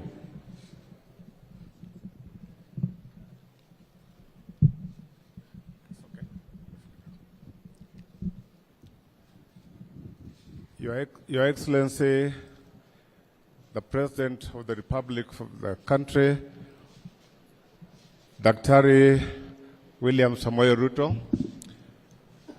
Your Excellency, the Deputy President of this country, Mheshimiwa Rigathi Gachagua, wageni wote ambao wamekaribishwa, Bwana Governor wa Nairobi ndugu Sakaja, Cabinet Secretaries wote ambao wamekuja kwa sherehe zetu za leo, Principal Secretaries wote, members wote za diplomatic corps, na wageni wote ambao tumekaribisha, tunarudisha asante sana kwa kuja kwenu. Pole nimesahau Mheshimiwa ndugu Wycliffe Mudavadi, karibu sana kwa na sisi. Tumeona Cabinet Secretaries wote, tunaona Mheshimiwa Duale, tunaona Mheshimiwa ndugu Mutua, na wote ambao labda sijawaona. Nachukua nafasi kukaribisha nyinyi pia na wajumbe ambao wanawakilisha sehemu zingine katika nchi hii. Wandugu zetu wote, board members wa COTU ambao wako na sisi hapa, wageni wote walioalikwa, mnakuja kwa wengi na nimewakaribisha nyinyi. Mimi sitakuwa na hotuba ya kusema kwa siku ya leo kwa ajili nafasi hapana iko mzuri, na naona hali ya anga pia sio mzuri.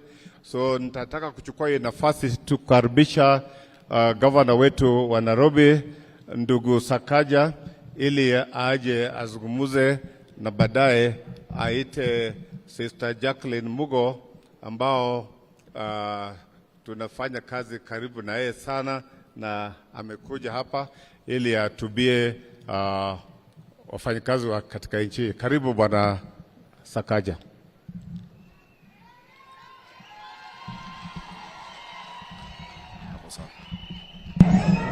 Asante sana, Your Excellency, President of the Republic of Kenya, William Samoei Ruto, Your Excellency, the Deputy President, Rigathi Gachagua, the Prime Cabinet Secretary, Musalia Mudavadi, and all the Cabinet Secretaries present, the Right Honorable Speaker of the Senate, Governor Kingi, COTU Secretary General, Papa Francis Atwoli, EBS, CBS, DZA, something ingine hapo. Wabunge ambao wako hapa, Deputy Governor wa Nairobi, Njoroge Mushiri, leaders of the trade unions, na wananchi wa Nairobi na wafanyikazi, ya mjambo. Bwana asifiwe. Naomba mniruhusu kwa dakika moja, Your Excellency, kwa sababu my deputy governor is here, asalimiane tu alafu nizungumze haraka haraka. Njoroge Mushiri, karibu. Your Excellency, the President of the Republic of Kenya, William Samoei Ruto, Your Excellency, the Deputy President, Rigathi Gachagua, the Prime Cabinet Secretary, Musalia Mudavadi, the workers' leadership, and all invited guests. Your Excellency, mine will be very short, and is to appreciate you for finding time to come and be with us as we celebrate this Labor Day. The workers' movement is an important movement, and is a movement that helps us in the production and the transformation of our country. So as you lead us in the bottom-up economic transformation model, this is a key plank in what we wish to deliver. We are happy that you associate with us. I'd also like to appreciate the workers, all the workers, and in particular the workers of Nairobi City County, because They work under very difficult conditions, and every day they do their best to deliver for us in the city, the capital city, and for that we thank you. Asanteni sana. Thank you. Asante sana, DG. Your Excellency, it's a distinct pleasure and honor, both as the Governor of Nairobi and also as the Chair of the Committee of Labor in the Council of Governors, to welcome you to your first Labor Day celebrations as the President of the Republic of Kenya. Karibu sana, Your Excellency. Your Excellency, ni siku muhimu sana. This is a historic day. Many don't know when Labor Day started. It started in 1886 when we had agitation for the 8-hour workday in Chicago as well as Australia, and created a worldwide movement of laborers. And it's a day that we hold to remember the sacrifices of our workers, the sacrifices that they make every day. I want to particularly honor the sacrifices made by the workers of Nairobi County Government, who toil every day to make sure we have a city of honor, a city of order, a city of dignity, kila siku. And Your Excellency, I'm glad to report that we have honored their work by making sure that they are paid on time, that they get their allowances on time. In the last 8 months, Your Excellency, in Nairobi County, every 27th of the month, simu inalia, watu wamepata pesa yao, and I want to thank you because that part of that is because of your support. But beyond that, it is because they, as workers, have been able to increase our collections. I am happy to report that this year, if you compare January to March 2023, compared to January to March 2022, we have exceeded revenue collection by 673 million shillings, courtesy of the workers of Nairobi. And in the month of April alone, we've collected 800 million, the highest April ever since devolution started. That is courtesy of the workers of Nairobi. Tuwapigie makofi. Your Excellency, yesterday we missed you. Traditionally, every last Sunday of April, there is a service that is held at St. Stephen's, SEK, to pray for the workers. That service is held in a very historic church. And yesterday I took the members through a bit of that history. That church started in what today is Parliament buildings, where the National Assembly sits. But because the colonial government then wanted to build Parliament, the church was moved to Eastlands and became a cathedral that only the Africans could use because there was real apartheid and segregation. And that was in 1902 when they were moved.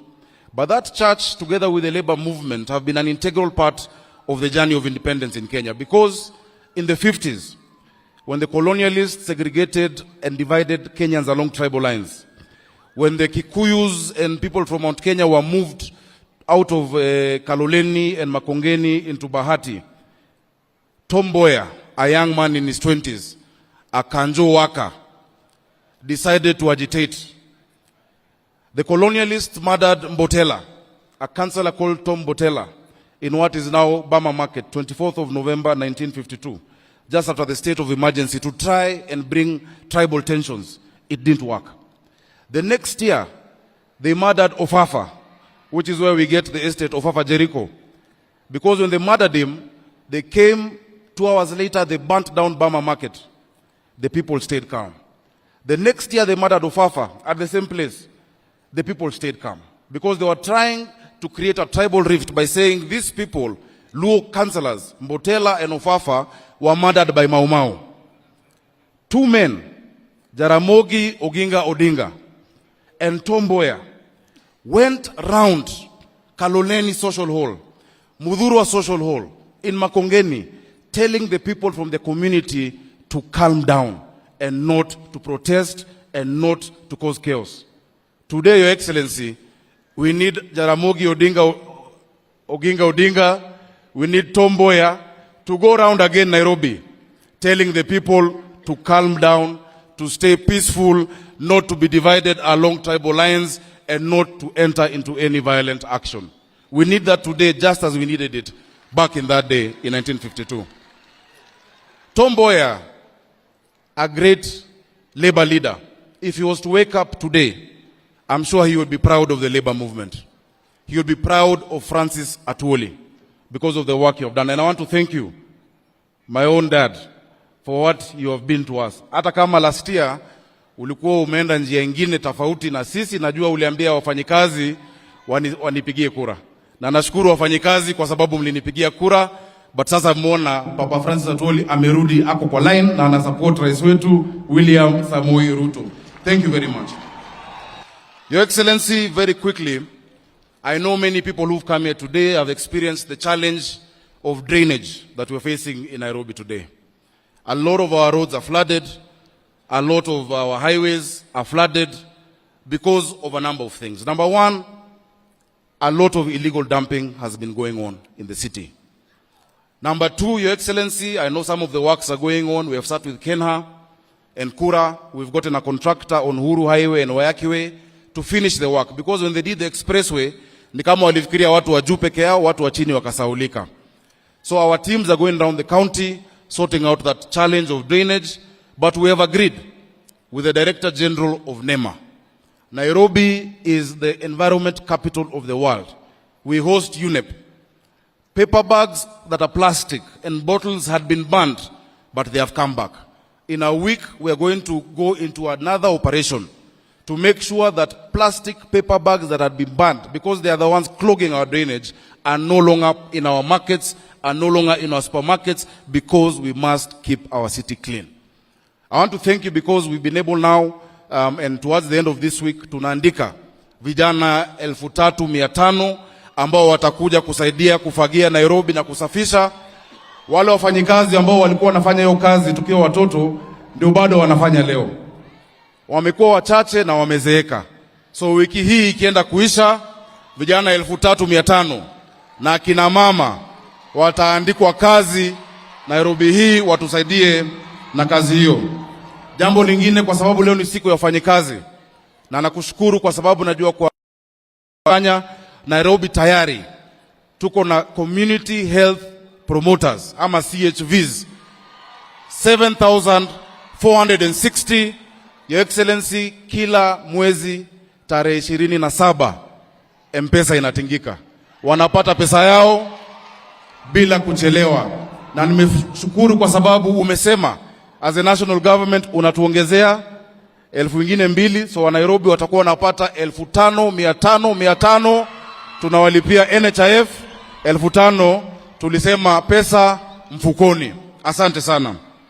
Your Excellency, nikienda kumalizia, nafikiri ni muhimu kusema ya kwamba every Labor Day there is a pronouncement on minimum wage.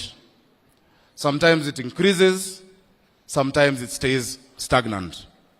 Whenever you make that announcement, the public sector is always very quick to comply, the public sector. But the private sector, tuko na shida. Sekta moja ambayo najua ni sekta ya private security workers. Maaskari wetu. Maaskari wetu ambao wanalala wanalala mchana ndo usiku wawe kazini, na mara nyingi hata mchana hawalali kwa sababu wanashikilia kazi mbili, wanalipwa 4,000, wanalipwa 5,000, yet you pronounce minimum wage above 13,000 shillings. Many of these private companies zina charge wenye manyumba 30,000 shillings kwa huo askari moja, 50,000 shillings kwa askari moja, alafu unalipa mtu 6,000. Kwa uchumi hii, Your Excellency, ni jambo la kusikitisha sana. Tusaidie kwa private security workers. Najua ndo yule kukaa wangu ambaye ndio Secretary General, bado utawatetea, na naomba Your Excellency uwakaribishe siku moja waje State House. Kuna wakati niliwapeleka huko awali, ilikuwa mara ya kwanza tangu Mungu ajenge Kenya askari kuingia State House. State House inalindwa na GSU, na waliingia wakaongea, lakini haijatekelezwa. I know in your government you are going to do something good, because there are 450,000 of them across Kenya, there are 250,000 of them in Nairobi. Ya mwisho ambao ni wafanyikazi wanaumia ni madereva wetu wa Uber, madereva wa Taxify, madereva wa Bolt, hawa madereva wa the digital hailing companies. These companies, because of competition, na tumefanya regulations tayari ambazo ziko kwa Waziri Murkomen, they race to the bottom. Today you will take a taxi from here to the airport na ulipe 600.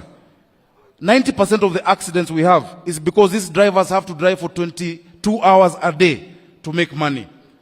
The Competition Authority and the AA of Kenya can come up with the pricing formula. Hiyo kazi tayari tulifanya. It is just to gazette those regulations. Kitu in sports for them. Ningependa kumwalika. Asante sana. Amenikumbusha jambo ingine. But Your Excellency, I would like to invite Federation of Kenya Employers. As she comes, please take that point seriously. Those people are suffering. Those drivers are really suffering. We thank you for your support. And allow me to introduce now Jacqueline Mugo, FKE Chair. I forgot to mention the area MP, Jalango, is here. Please, Mama, wave to Undo MP wa hapa Lang'ata. Thank you.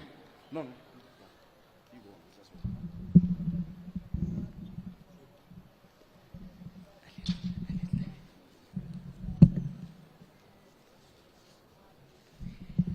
Your Excellency, Dr. William Ruto, the President and Commander-in-Chief of the Defense Forces of the Republic of Kenya, Your Excellency, Honorable Rigathi Gachagua, the Deputy President, Honorable Musalia Mudavadi, the Prime Cabinet Secretary, our Governor, Johnston Sakaja for Nairobi County, Your Excellencies, the Ambassadors and High Commissioners present, the Cabinet Secretary for Labor and Social Protection, Honorable Florence Bore, Cabinet Secretaries present, the Principal Secretary for Labor and Skills Development, Honorable Geoffrey Kaituko, Principal Secretaries present, Dr. Francis Atwoli, the COTU Secretary General, board members of COTU Kenya, members of the Management Board of the Federation of Kenya Employers, led by our Deputy National President, Michael Macharia, fellow employers and workers, distinguished guests, ladies and gentlemen, hamjambo. Hamjambo tena. Your Excellency, the Federation of Kenya Employers is really pleased by your presence amongst us today, this being the first Labor Day under your leadership. And we gather here to celebrate the hard work that employers and workers continue to do to contribute to the growth and development of our beloved nation. The theme of this year's celebration is an apt one and reflects the current economic situation that we face. As we celebrate International Labour Day today, we have a chance to take a moment to reflect on the current state of affairs and the aspirations that we are yet to achieve as a nation. Your Excellency, the labour sector has faced several challenges in the last year. We know that households are struggling to put food on the table and that enterprises are struggling to remain in operation. The cause of this sorry state of affairs is well documented. We have experienced severe weather conditions for a long time, coupled with the global challenges that have had a direct impact on our economy, including the war in Ukraine. These global developments have caused disruptions in the global supply chains. Local business either cannot access overseas markets, or where they do that at very heavy costs.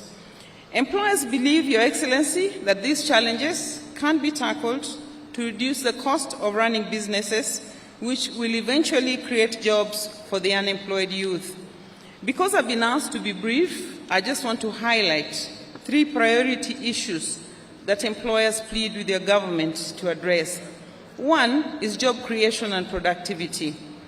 Kenya continues to witness a shrink in the formal wage employment opportunities, as only 333,502 jobs were created in Q4 of last year.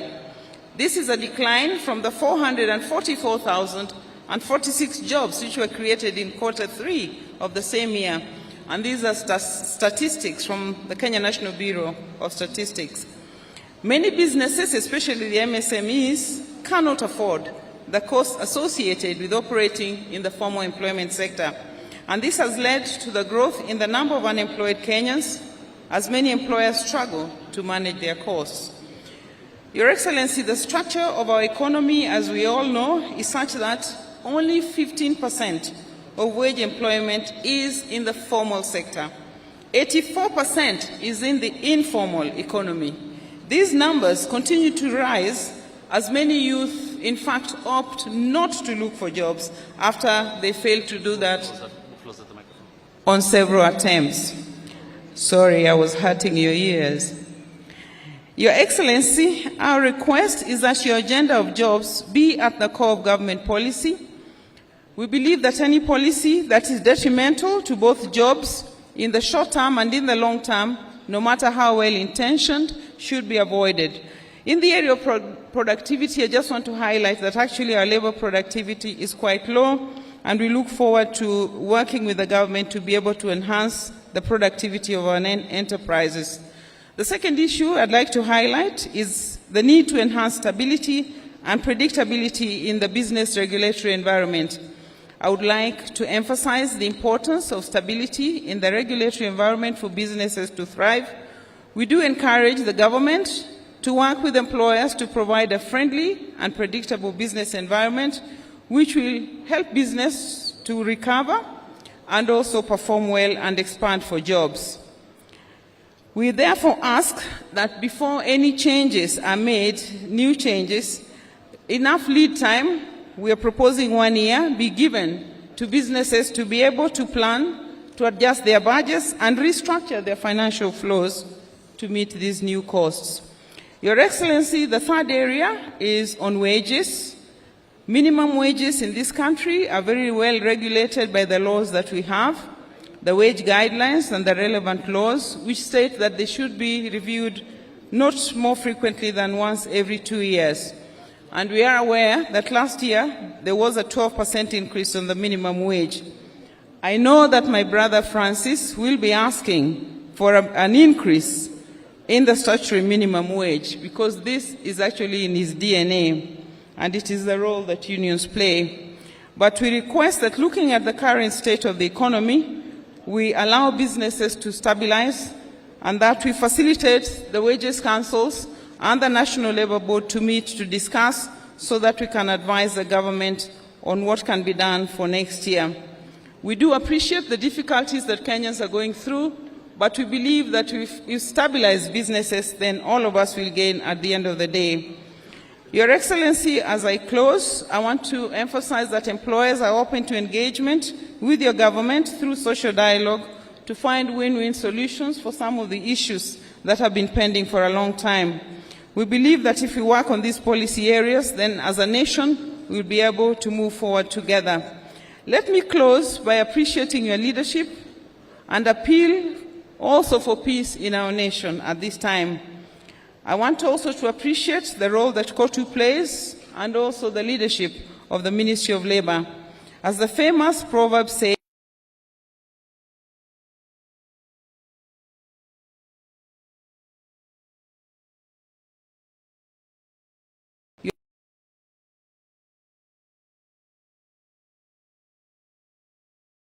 at this time, I want also to appreciate the role that COTU plays and also the leadership of the Ministry of Labour. As the famous proverb says, he who labors diligently need never despair, for all things are accomplished by diligence and perseverance. Your Excellency, we want to assure your government of the employer support and commitment to working closely with your government to address some of the astounding issues that we have, so that we can all move towards the attainment of the aspirations contained in the bottom-up transformation plan. So happy Labor Day to you all. Thank you and God bless Kenya.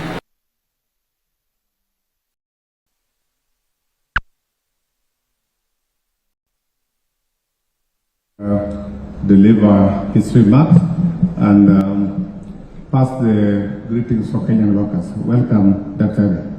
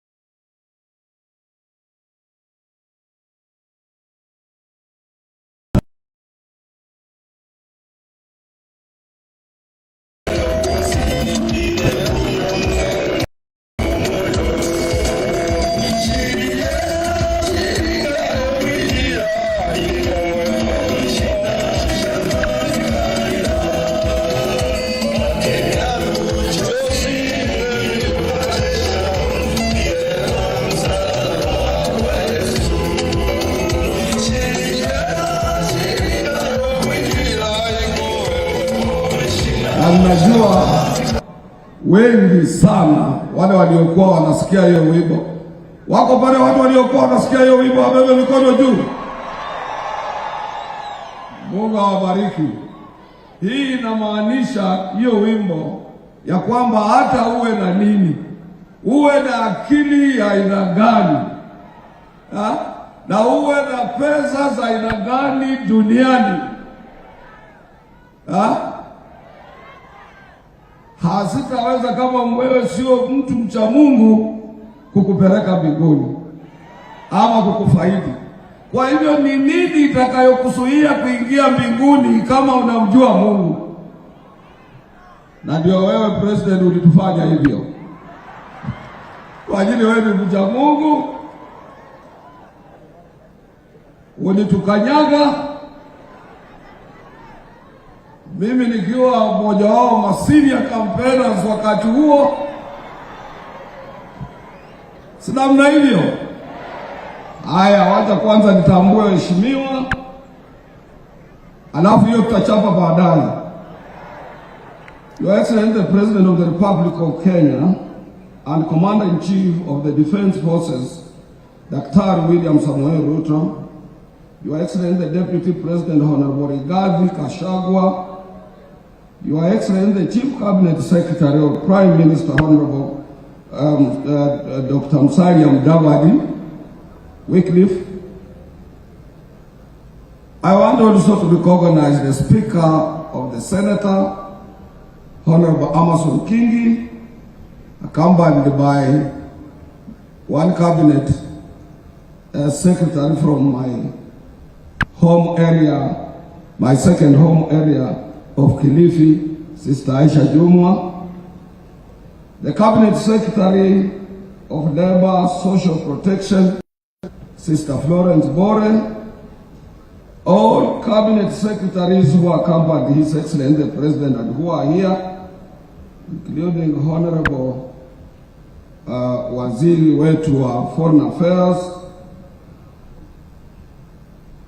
the Principal Secretary, Minister of Labor and Social Protection, Geoffrey Kaituko, other Principal Secretaries present, the Executive Director of the Federation of Kenya Employers, Sister Jacqueline Mugo, the Chairman Labor Committee who is here in Parliament, Brother Muchangi Karemba, ambao wako hapa na sisi, the Chairman, the ambassadors and high commissioners present, ILO Regional Director for East Africa, Brother Wellington Chibebe, and also I want to recognize Ms. Zainabu Hawa, Director General of UN Office in Nairobi, and Dr. Stephen Jackron, Resident Coordinator, based here in Nairobi. I want also to take this opportunity to recognize the Chairman of the National Social Security Fund, NSSF, Anthony Munyiri, Managing Trustee, National Social Security Fund, Brother David Mwangangi, Chairman, National Health Insurance Fund, Michael Kamau, Engineer, the Acting Chief Executive Officer, National Health Insurance Fund, Brother Samson Kuhora. I want also to recognize the Chairman, National Industrial Training Authority, Dr. Kamau Kashiki, Director General of the Industrial Training Authority, Dr. Stephen Ogenga, the entire COTU executive board members who are here with me, without also leaving my own wife, my wife, Mary Atwoli, is with me here. Other dignitaries present, brothers and sisters.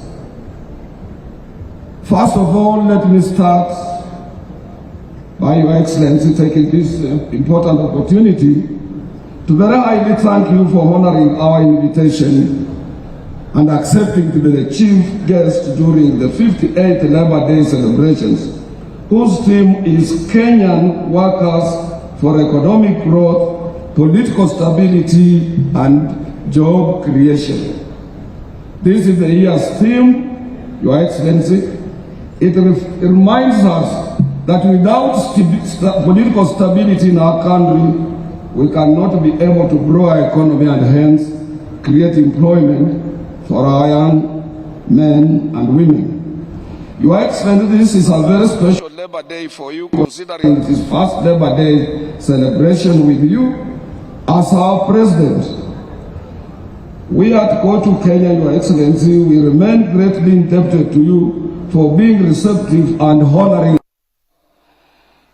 Bearing in mind that we had a position during your election, but nevertheless, here you are with us. We therefore accept and remind ourselves that we do indeed owe you more than what you owe to us.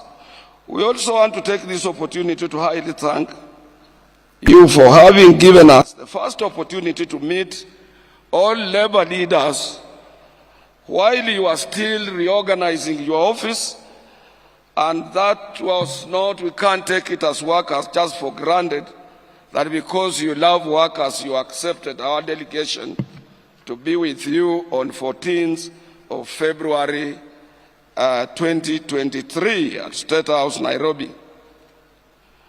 And you moved with speed to adopt and implement some of our proposals, including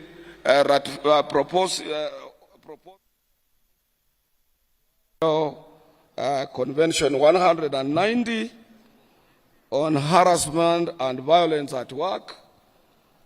We are very grateful for that, Your Excellency. A little bit of our history, and I want to also expressed by our Governor Johnston Sakaja.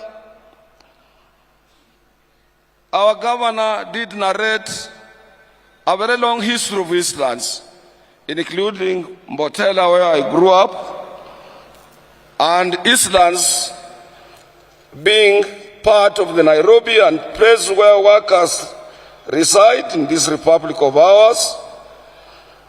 Labor Day has a unique history dating back from 1st May in 1986. And this is all about strikes and dissatisfaction of workers in their places of work, including here in 1901 when we had a railway workers' strike that led to workers to be part and parcel of the other international workers during those colonial days. And we want also to take this opportunity to thank our founding father, Mzee Jomo Kenyatta, who declared this day, Labor Day, in 1963, immediately after our independence, to be part, Kenya to be part and parcel of the international community in recognizing and also celebrating this wonderful day. Your Excellency, we, for a long time, we want to take this opportunity to thank government, because most of your predecessors have always appeared on this day to commemorate and to join working men and women of our republic in celebrating this wonderful day. Being your first day to be with us, Your Excellency, COTU Kenya, without any doubt, was amongst the first people, particularly after the Supreme Court accepting your election and affirming it as a President of the Republic of Kenya. We had to accept it as workers and to congratulate you. We did this considering that the fact that as workers we are guided by the ILO Convention number 144 on tripartite arrangements. This requires us to consult your government on daily basis, and also all delegations of workers, be it in Addis Ababa during the African Union Labour and Social Affairs Committee or Commission during those days. This delegation is led by no other person but by your Minister for Labour, is the one who leads such a delegation. Our delegation to Geneva, which is annual, to attend the International Labour Conference, is always led by the Minister for Labour representing Kenya government. We as workers and employers, we just automatically become part of government's delegation outside our boundaries. So as workers, if you would have said we are not recognizing you, then you would have equally said you are not also recognizing us. And that would have created a big rift under tripartite arrangements as it is known locally and internationally. We thank you and we echo your quick response in bringing us closer to your government. This is because when we attained independence in 1963, Mzee Jomo Kenyatta was equally a person who did plant a sense of direction to our masses in an area of forgiveness and forgetting the past, forging ahead as a nation. You extended your hand not only to the workers, but to so many political groupings in our republic. And we can't take it for granted, Your Excellency. We want to thank you for that. I want also to say something little about NSSF, Your Excellency. You have guided us within a shortest possible time to make us realize that we wasted a lot of time on 200 shillings employers, 200 shillings workers, of which could not be able to assist any retiree after working for 40, 30, 60 years. We are part now and parcel of 6%, and we know for sure that when we exit from what we are doing as employees or members of various trade union organizations, we will be able to benefit out of that in order to avoid the old age poverty. On National Health Insurance Fund, Your Excellency, COTU Kenya equally thank you for appointing a new chairman and a board of the National Health Insurance Fund. Your Excellency, some of us, we know Engineer Kamau personally. He's a man of no nonsense, and we are sure he will have to lead that board into new reforms and make sure that NHIF is closer to its mandate, and it works and it assists Kenyans of all shades, and also to assist you in your universal health care as enshrined into our constitution. NHIF currently it is in dire need of transformation because of the changing pattern and so many different diseases that are facing our workers everywhere, including cancer, which is so much prevalent in our republic. On an area of climate change, Your Excellency, I want to thank you. You took it upon yourself. You went to Sharm el-Sheikh in Egypt to be part of the global community in advocating and finding ways as per how as a nation, we can be able to mitigate the climate change which is caused by global warming. And you went further, Your Excellency, to make sure that as we had a 4-year drought, you had to seek for spiritual guidance when you invited church leaders, pastors, and other church, both Muslims and Christians, at State House to pray for what we are seeing now. It would have been with us right now here, but I promised you it can't rain until after your speech, because I come from an area of people who control rain in Western Kenya. Your Excellency, also last year in November, while addressing the ITUC Congress in Melbourne, Australia, I lauded your government for its initiative towards disability inclusion. At this juncture, Your Excellency, I would kindly request you to ensure that workers are represented on the governance board of the National Council for Persons with Disability, because disability is with us, and we must also champion the aspirations of the people living with disabilities so that they can be part and parcel of our working community. An area that Johnson Sakaja, our governor, touched on in an area of the security guys and the security companies we have. I want to say this, Your Excellency.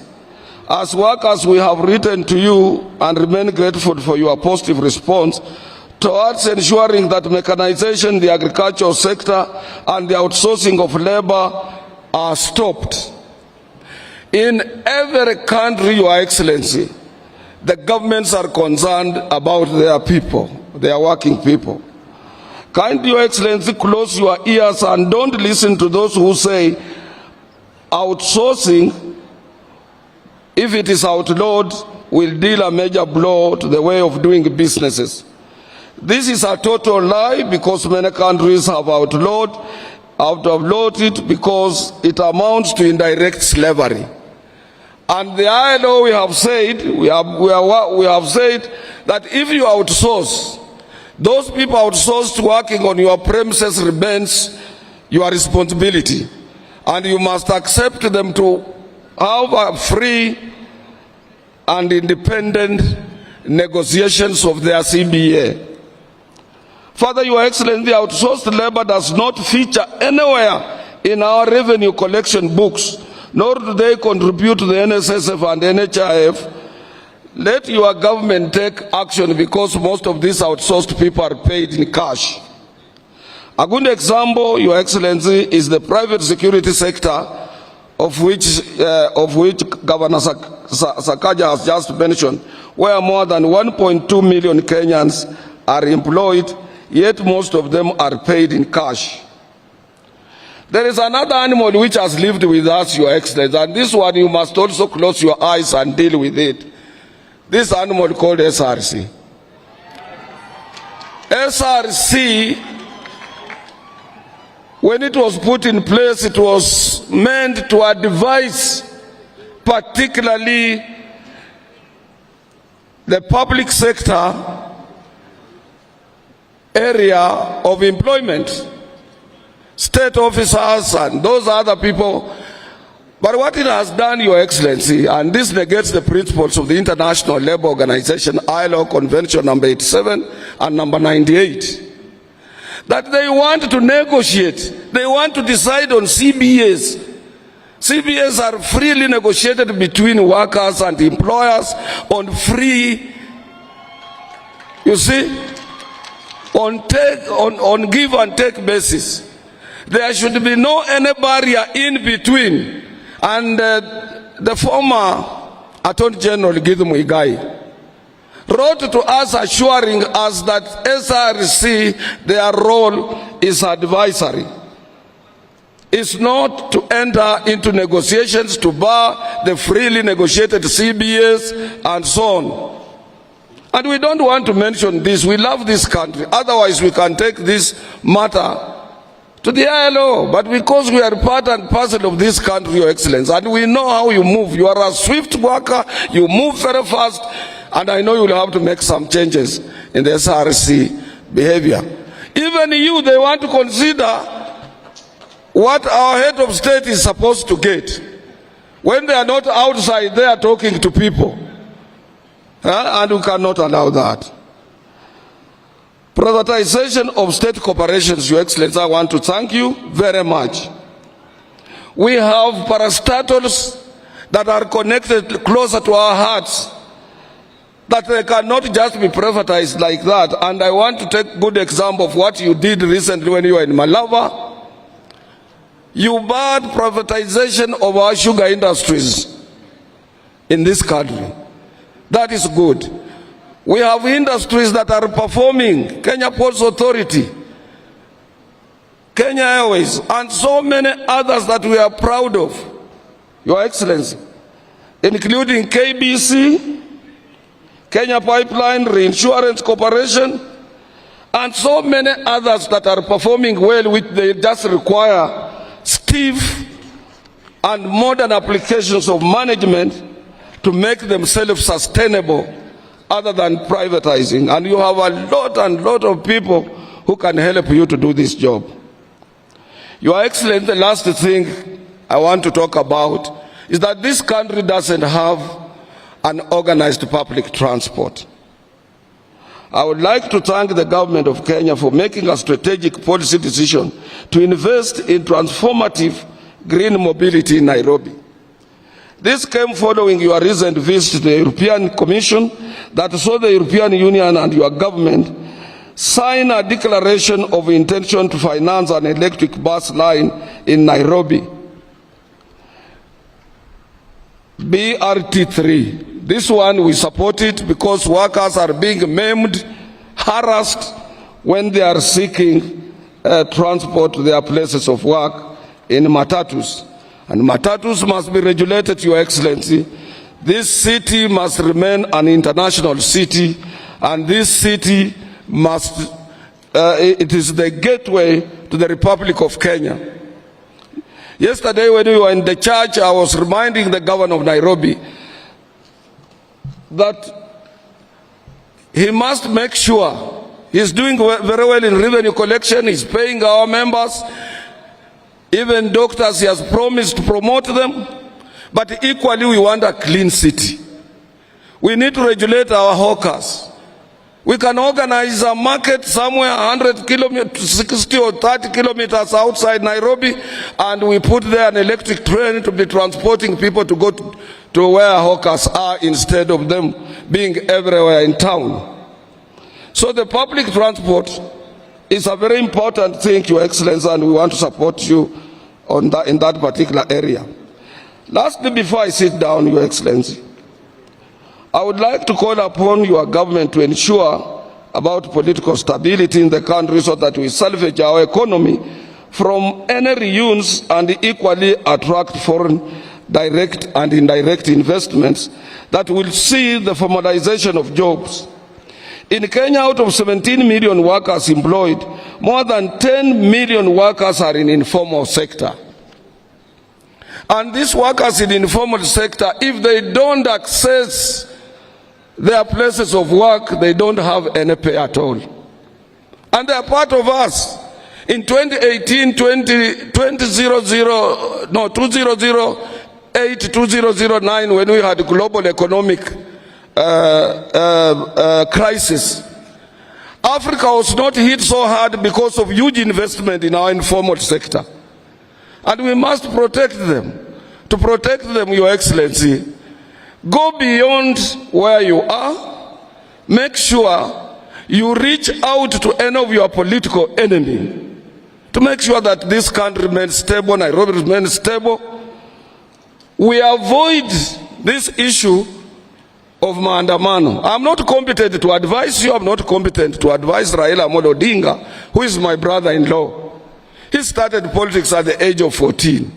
Whom am I to advise him? Your Excellency, when you were fighting to become the 5th president of this republic, we in Azimio we were calling Raila the fifth.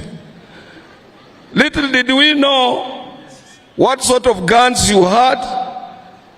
Nyinyi mnajua vizuri, si namna hivyo? Si mnajua mimi nilikuwa mtu Azimio. Na nataka kuambia ukweli, na nikisema ukweli watu wanasema wewe Atwoli anasema nini? Mimi haja yangu kubwa ni nchi hii. Saa hii ukienda Sudan, Khartoum, unapita kwa miwili ya watu wamekufa. Na hatutaki hiyo hapa. Mimi niko na ofisi Sudan. I'm the president of the larger trade union, trade federation of East Africa.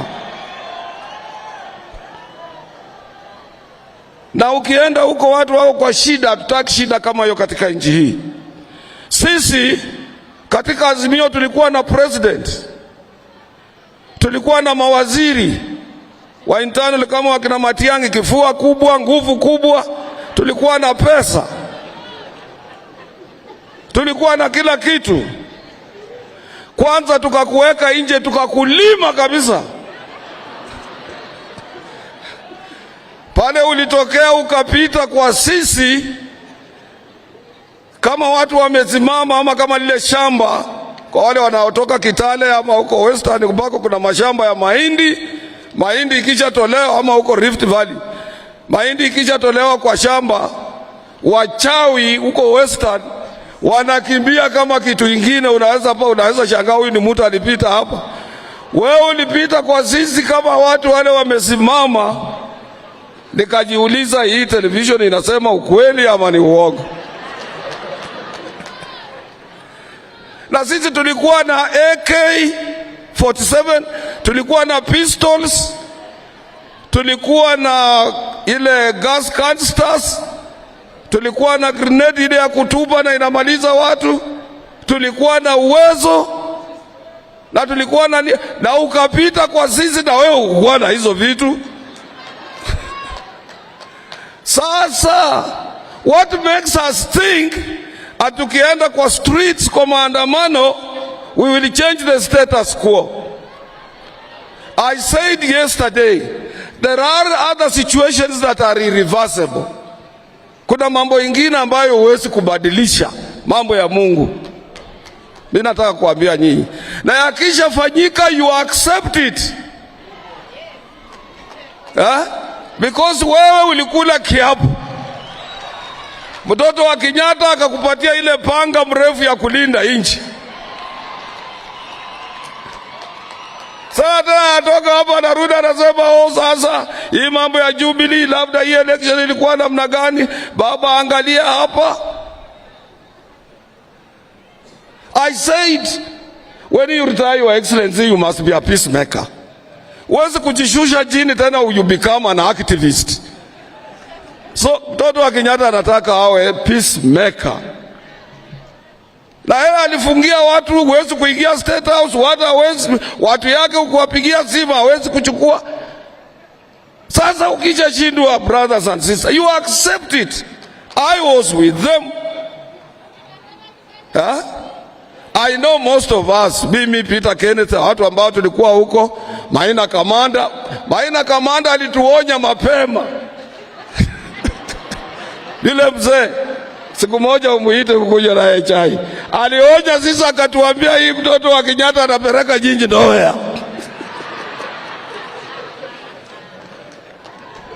Na mimi kawaida naogopa kushindwa. Nikasema hii kama tunaenda nowhere sisi tafanya nini? Nikajikonsoli mwenyewe nikasema hapana, lakini Mudavadi yuko huko. Kama kitaumana kwa ajili kwa Mudavadi sitaka appointment. Nitafika kwake usiku niseme maneno, bwana, vile unaona hivi maneno imekuja mbaya. Lakini sasa sisi kurudi nyuma kwanza kusema what is the end game of maandamano.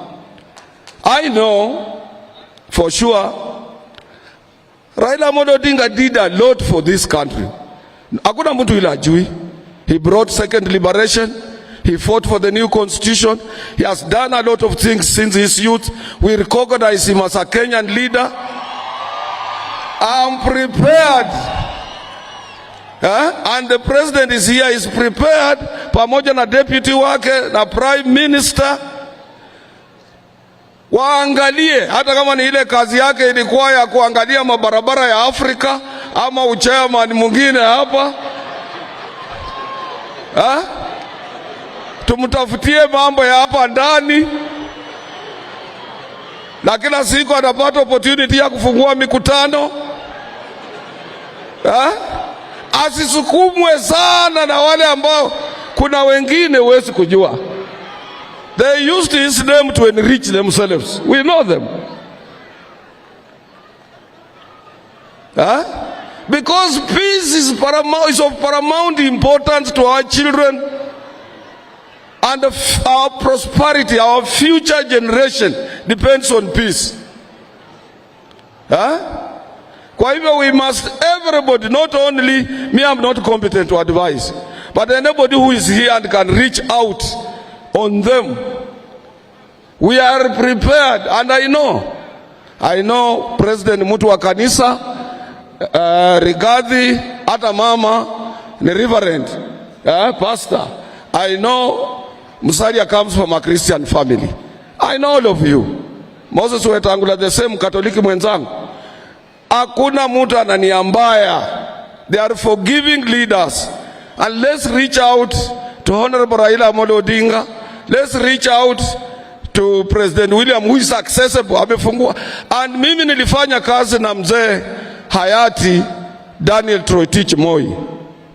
I had opportunity to work with him.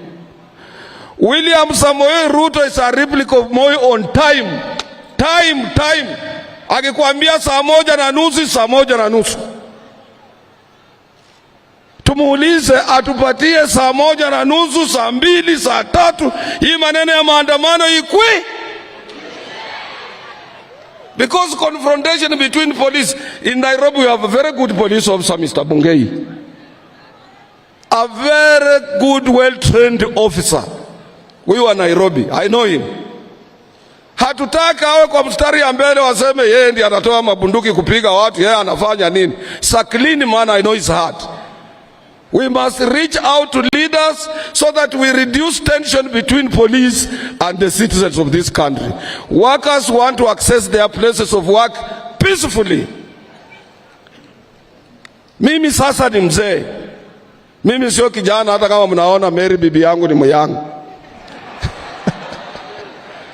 Mary kazi yake kwangu ni kuangalia socks nimevaa namna gani, shati yangu iko sawa sawa, saa ya kumeza dawa ikifika ni saa ngapi, yeye anaweka hiyo diary.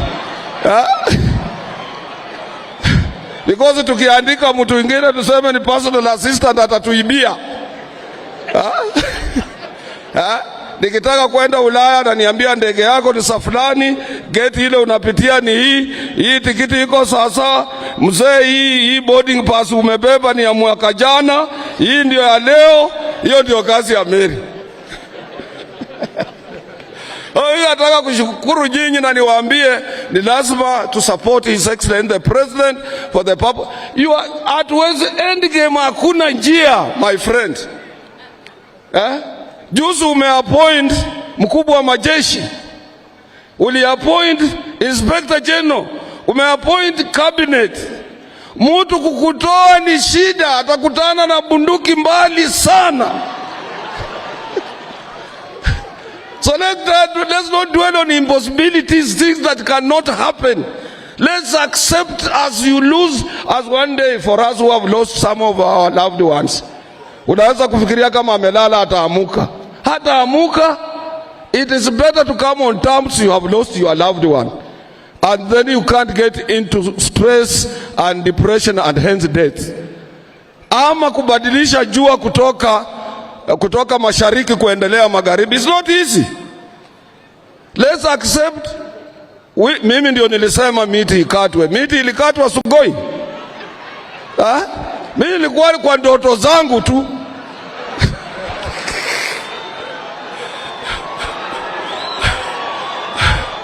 Hawa namna gani? And I was the first person to accept his election. Hata mtu yeyote kabla hajasema nikiwa Western nikaambia watu jameni, walia banje. Omwana huyu amado uchene sada. Nikasema huyu kijana ameenda na kiti. Na ni lazima tukubali hiyo. Na ni lazima mjue sasa from today, ingawa Musalia walimfanya the spokesperson of our community 2016 December 31st. It has now been entrenched and we must accept that. Watu wakaniambia basi uambie Oparanya muende pole kidogo sasa. Maneno imebadili. So Your Excellency, I don't want to tire you with words, but what I'm appealing to Kenyans is that tomorrow wamesema itakuwa maandamano. Workers, let us not participate. Sisi ni watu wa mshahara. Ukikosa kufika kazini, unaweza futwa kazi, mambo yote inaweza kuwa mabaya. Hiyo huwezi kutetea mtu kwa ajili alikuwa kwa maandamano. There is nothing you can gain. We have a constituency to protect. Employers and workers, we must protect our constituencies. We must support His Excellency the President to spur economic growth so that we can be able to grow economy and employ thousands and thousands of young men ambao wanatoka kwa shule.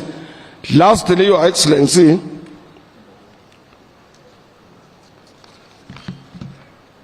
nikikosa kusema hii nitanyongwa. Your Excellency, as I end, I know we are in both political and economic quagmire. But bearing in mind that all of us, including workers, are involved in the restructuring of our economy, your incentive to these workers is only in one form: a consideration for a moderate general wage increase. Hatusemi minimum. In 1973, October to 1974, January, we witnessed ile ilikuwa naitwa oil shock economic recession. Na mzee Jomo Kenyatta alipoona mambo imekuwa magumu kwa kila mtu in this republic, aliongeza ile kitu inaitwa general wage increase. General wage increase itashika kila mtu, hata kama ni percent ngapi mbili, hata cabinet secretary, hata nani, kuliko kuwa tunaomba minimum wage all the time. Governor, we need a moderate. Waka sawa nauliza if there is a moderate, because sometimes minimum wage does not affect those people covered under collective bargaining agreements, and everybody is hit. Hii uchumi na sio ya Kenya peke yake. Hii vita ya Russia na Ukraine, Russia ndio number one kwa kutoa gas. I didn't know that gas even in Europe they use nuclear energy. Nuclear energy is powered and energized by gas. Huko wanapima stima sasa. Na gas inatoka Russia, Ukraine, Qatar, hizo nchi ndio. Sasa with the war looming, the war that has been in place for a long time, even vitu vya ng'ombe kula, dairy food, chakula mingi inatoka Russia, ya kutenge mambo ya ngano na nini na Ukraine. Shida iko duniani mzima. Kwa hivyo sio sisi hapa Kenya peke yetu. Ingawa wale waliopata wengi walikopa madeni. Madeni nayo tulikopa. Bunge inapeana ceiling tena inafunguliwa. Bunge inapeana ceiling tena inafunguliwa. So you must also put some mechanism in place to grow economy. But please, current economic times are hurting everybody. Na kwa niaba ya hawa naomba tu, sina nguvu na safari yako kuja kuonana na sisi. Labda next year tutasema kwa vile ulitupatia mwaka jana, hii mwaka ya pili tutakupa kupumzika kidogo kuangalia mambo mengine. Lakini leo tutoke na kitu kidogo kwa mfu. That one I leave to you, Your Excellency. Thank you very much. I invite my sister, Sister Florence Bore. You are welcome. Our Minister for Labor, able Minister for Labor. Thank you.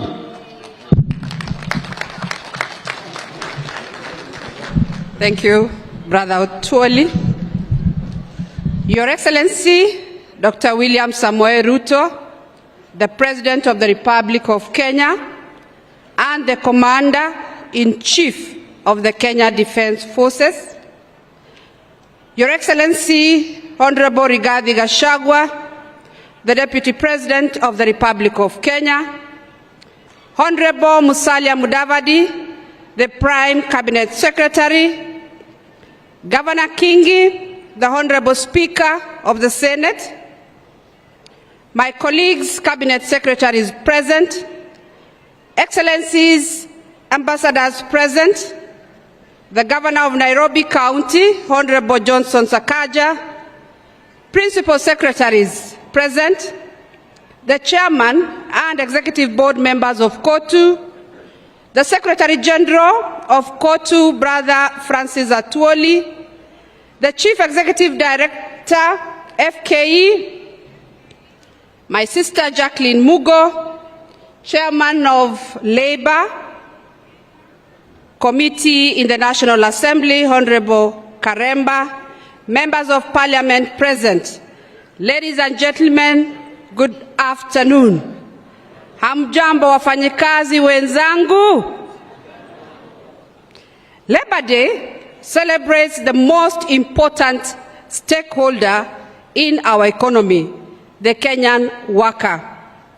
On this day, we reflect on the condition of the Kenyan worker, their environment, their benefits, and their future. On this day, we celebrate the immeasurable contribution of every shop floor across the country to the economic growth of our nation. We applaud the hard and diligent work that keeps production lines moving, markets stocked, and our economy ticking. We also appreciate the principle of tripartism and social dialogue in the labor sector between employers, workers' organizations, and government. This engagement guarantees industrial peace and harmony, which is necessary for the growth of sustainable enterprises, decent jobs, and economic growth.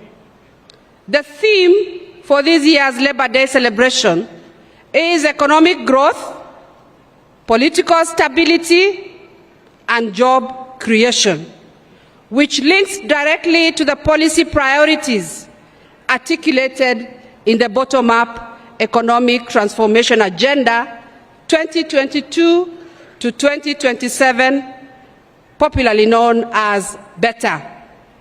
This year's theme underscores the yearning for a stronger economy and the realization that a stable political environment is necessary to attain economic growth. Decent work is a fundamental right for all workers in Kenya. And by that, we mean that work has the following attributes: safe working conditions, fair wages, and access to social protection. The International Labour Organization, ILO, the Central Organization of Trade Unions, Kenya, COTU, and the Federation of Kenya Employers, FKE, implemented the Third Generation Decent Work Country Program 2021 to 2024, which is anchored on human capital development, sustainable economic growth, social dialogue, and tripartism. Through our various technical departments and semi-autonomous agencies, we have aligned our activities and programs to help achieve decent work opportunities for all, and also ensured that the marginalized groups are empowered to participate meaningfully and productively in economic development. Your Excellency, many Kenyans are seeking jobs abroad, and we are proud as a ministry to note that income from diaspora remittances has outpaced receipts from traditional exports of coffee, tea, and tourism, and stands at approximately 400 billion annually. The ministry has taken several initiatives to facilitate the seamless migration of Kenyans to key labor destinations. These include: 1. Negotiation of bilateral labor agreements with 10 countries in the Middle East, Europe, America, and Asia. Number 2 is restructuring of the pre-departure training curricula to integrate additional modules reflecting the needs of major destination countries. 3 is tighter regulation of recruitment agencies and training institutions to ensure ethical recruitment practices and quality training, respectively. Number 4 is strengthening coordination mechanisms among ministries, departments, and agencies engaged in labor migration value chain. And finally, the review of laws and policies to align them with emerging labor migration priorities. Your Excellency, we have deployed the inspection mandate of the ministry to ensure workers' rights to decent wages, safe and healthy working environments are realized. We have recorded 9,600 labor and 15,000 safety and health workplace inspections from 1st April 2022 to 31st March 2023. Further, the Department of Labor successfully mediated 16,240 labor disputes from 1st of April 2022 to 31st March 2023, resulting into payments of 82,918,457 directly to the claimants. Despite this good work, the country continues to experience a spate of industrial action in a number of sectors, particularly in the public sector, and many economic disputes still continue to find their way into the labor courts. Your Excellency, over time we have noted that a significant percentage of the disputes relate to disagreements between workers and employers on the rate of compensation and remuneration that workers should receive for work done. Many employers, both in the public and the private sector, rely on insufficient tools and mechanisms for determining and compensating labor, which in most cases does not account for worker and farm productivity as one of the parameters for wage determination. To address this problem, the Ministry of Labor has developed a draft wages and remuneration policy for consideration and adoption. This policy champions a fair, equitable, and dynamic mechanism for determination and compensation of wages to all workers in the country that takes into account all necessary parameters, including productivity indices. Your Excellency, with the view of cushioning the economy, my ministry, through the Department of Social Protection, is mandated to protect and empower marginalized and vulnerable members of our society, to help them lead dignified and productive lives. The department continues to implement various social assistance programs in the forms of cash transfer targeting the orphans, the vulnerable children, the older persons, persons with disability, and the Inua Jamii program. Your government, sir, has committed 28 billion to support these programs in the current financial year. Your Excellency, I restate my ministry's commitment to a prosperous and inclusive Kenya, where our workers are at the center of development and the marginalized and vulnerable members of our society are able to lead decent lives. It is now my singular honor and pleasure to welcome Musalia Mudavadi, Honorable, the Prime Cabinet Secretary. Welcome, sir. Take over the program from here.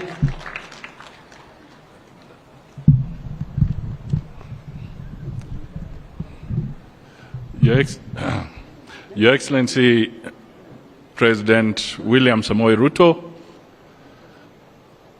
President of the Republic of Kenya and Commander-in-Chief of the Defense Forces, Your Excellency, the Deputy President, Honorable Rigathi Gachagua, my colleagues, members of the Cabinet, Governor Sakaja,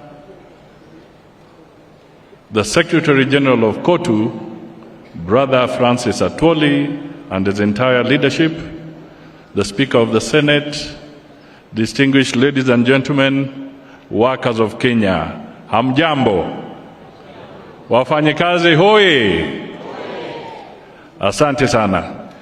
Your Excellency, I'll be very brief, just to make 2 points. The first point is to say that I am delighted and extremely astounded that the one Honorable Secretary General Francis Atwoli has spoken without blinking, saying that mambo yalishabadilika. Your Excellency, if one thing can be attributed to Francis Atwoli, he is very pragmatic and is very realistic, and he does not mince his words. He has spoken and he has stated very clearly that we have no time for unnecessary distractions to the economy. It is time for us to close ranks, pull together, and work with the government and make sure that we can enhance the stability, particularly economic stability of this country.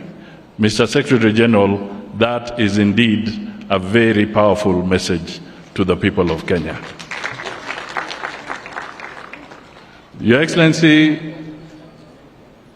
I would also want to encourage, because I was not too sure whether I had it right or did not hear, but COTU has come out very strongly on the need to avoid disruptions.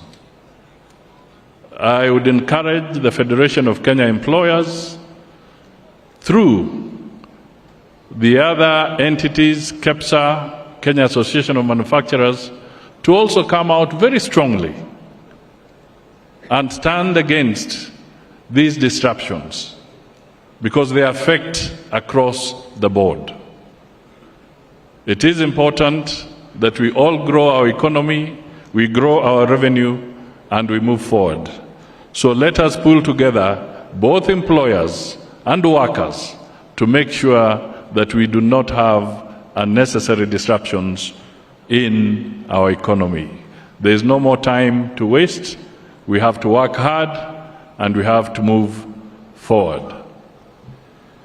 Your Excellency, it is now my pleasure to request the Deputy President, Honorable Rigathi Gachagua, to come forward, make his remarks, and then invite you. But, Your Excellency, the symbolism of your being here should not be taken for granted. Sasa ni wakati mgumu kwa mambo ya kiuchumi, na President amejitokeza kuja hapa kujiunga na wafanyikazi wote wa taifa letu la Kenya wakati wako kwa hali ngumu. During the difficult time, you have come forward to stand with the workers of Kenya. That cannot be taken for granted because it is not an easy time. We are going through challenges, but that gesture is a very strong signal that even in moments of difficulty, you shall come forward and stand with the people of Kenya. Bwana Deputy President, nafasi ni yako, umkaribishe Rais. Asante.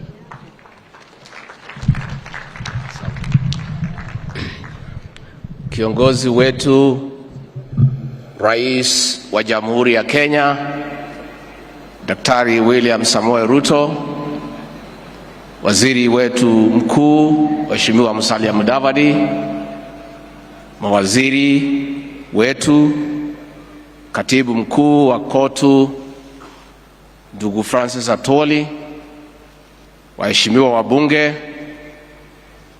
waheshimiwa wafanyikazi, hamjambo. Nimesema waheshimiwa wafanyikazi kwa sababu nyinyi pia ni waheshimiwa. Hata kama nyinyi mumeajiriwa, pia mnapatanga nafasi kila baada ya miaka 5 kuajiri wengine. Na huyu rais wetu William Ruto na mimi, ni nyinyi mumetuajiri, nyinyi ndio matajiri wetu, na kwa hivyo nyinyi ni waheshimiwa. Your Excellency, we thank you for getting time to come and have a conversation with the Kenyan workers who are the greatest pillar for our economic development. Your Excellency, you inherited the leadership of this country at a difficult time when the economy of this great nation was in a very difficult place. And Your Excellency, we want to thank you for the great efforts that you have put to restore the Kenyan economy, and we are glad that there are signs of recovery. Your Excellency, the workers here today and elsewhere in the country are greatly part of the hustler nation, and they have felt in a very big way the weight of the cost of living. Your Excellency, through prudent management and well thought out interventions, you have successfully brought down the cost of unga from an all-time high of 230 shillings to slightly above 150. Your Excellency, that and other interventions, it is true, it is in between 150, 170, depending on where you buy. Na tutaendelea naye. Your Excellency, as we proceed, we want to urge you to continue putting into place pragmatic interventions, and we thank God for the rains and through the interventions you have made of subsidizing the cost of production through availing fertilizer at reasonable prices. With these rains, we have no doubt before the end of the year, the prices of food commodities will go down. Finally, Your Excellency, all these things are not possible if there is no political stability. Na mzee Atwoli, ningetaka kuhakikishia kwamba our president has done everything possible to reach out and to encourage dialogue. When the Azimio group reached out to our president and said they want to be given an opportunity to leave the streets and get engaged in bipartisan discussions, the president readily agreed because he was very magnanimous and he provided leadership with this country. Those of us who work closely with him, some of us who have a different idea, but the president persuaded us that it is useful to give dialogue a chance. The Azimio people have been given a chance, but they have instead decided to go back to the streets. What they must know, because I saw them pen a letter yesterday, saying that the president should allow them to go to the streets. President William Ruto on 13th of September took the Bible before God and the people of Kenya and swore to protect and uphold the Constitution. One of his responsibilities in upholding the Constitution is to protect life and property. The several times the Azimio people were in the streets, there was no demonstration. It was destruction of property, looting of private property, killing people, and injuring others. We still are.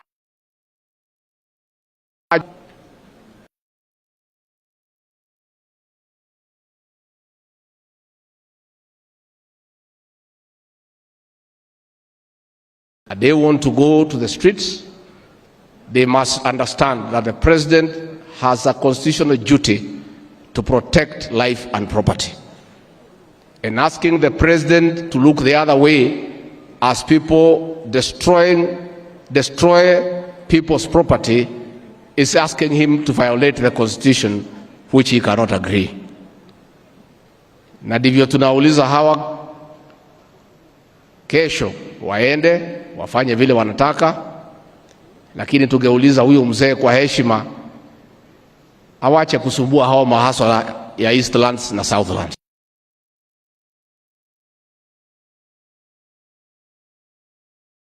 Hao na kuharibu mali yao na kuwazuia kwenda kazini. So president wetu, si wanajua pahali yako pale State House? Elekee hapo. Watafute grupu ingine ielekee kwangu. Grupu ingine ielekee kwa Aden Duale pale DOD. Iko haja gani ya kusumbua na nchi mahasla? Wanatafuta riziki, wanatafuta unga, wanatafuta vile watasomesha watoto wao. And Bwana Francis Atwoli, those people are not sincere. Because if they were sincere, they would have demonstrated then when unga was at 230. And they didn't. That is when they would have done it. So they are not sincere. And if the issues they are raising are with President William Ruto, they should go to State House and face him there, instead of going kuangaisha watu ya kawaida mahasala ya Kenya. And finally, Bwana Atwoli, I want to congratulate you for your leadership and pragmatism. This celebration, Your Excellency, is one of a difference. The labor celebration last year, there was not any discussion about workers. The whole ceremony, from the beginning to the end, was discussing William Samoei Ruto. But today, it is one of a difference. We are discussing the issues of the Kenyan workers. And that is why we want to say, Bwana Atwoli, you have shown pragmatism and leadership. Wewe, you had another president in mind. Ulikuwa unasema huyu hawezi. Hata ulikuwa umesema akishindwa atafute miti ya kujinyonga. But siku ameshinda, you have done the right thing. You have shown you are a Democrat and you have respected the will of the people. And that is the way it should be. So I want to urge you with respect. Hao marafiki yako uwatafute pale kwako Kitengela. Tulikuwa tunakufuatilia mkikaa na hawa. Uandalie chakula na ile vitu mlikuwa mnakunywa na hawa na ile muziki ya Lingala. Mkishamaliza uambie maneno ya kwamba uchaguzi uliisha na rais wa Kenya ni William Samoei. Na hiyo ndio ukweli. They should stop living in denial. Hata wakivaa sufuria kwa kichwa, rais wa Kenya ni William Samoei Ruto. Hata wakisema nini, hata wakimtukana, yeye ndiye rais wa Kenya. Na wewe Bwana mzee Atwoli, kwa sababu wewe umeelewa maneno, wewe ni mzee waite. Wakiburudika pale, wakichapa 1, 2, 3, watasikia maneno. Waeleze ya kwamba uchaguzi uliisha na wewe mwenyewe umetii demokrasia and you have respected the will of the people, because that is the way it should be. Kwa hivyo rais wetu, Wakenya wanategemea kwako ya kwamba utalinda mali yao, kwa sababu uko na kazi ambaye ni ya kikatiba ya kulinda mali ya Wakenya kutoka kwa muhalifu wowote, akuwe ni nani au ni nani, kwa sababu hiyo ni katiba na ni lazima katiba itekelezwe. Kwa hayo mengi, ningemuuliza kwa heshima zote tusimame, tuchukue nafasi hii, tumkaribishe Rais wa Kenya, President William Ruto.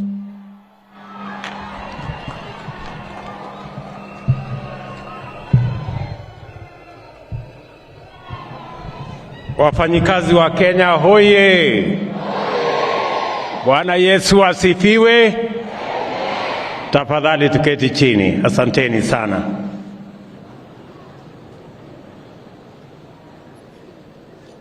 Kwanza mimi nataka nichukue nafasi hii kwa heshima kubwa katika siku hii ya Labor Day tarehe 1 mwezi wa 5 2023 kuwashukuru wafanyikazi wote wa Kenya na vile vile kuwapongeza wafanyikazi wote wa taifa letu la Kenya nikisema Happy Labor Day.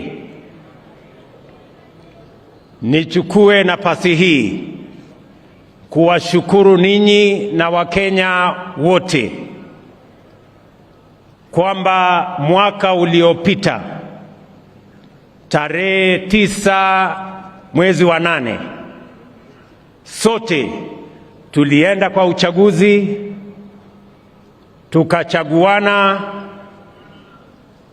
kwa njia ya amani, tukamaliza ukabila kwa njia ya ungwana na kwa njia ya amani.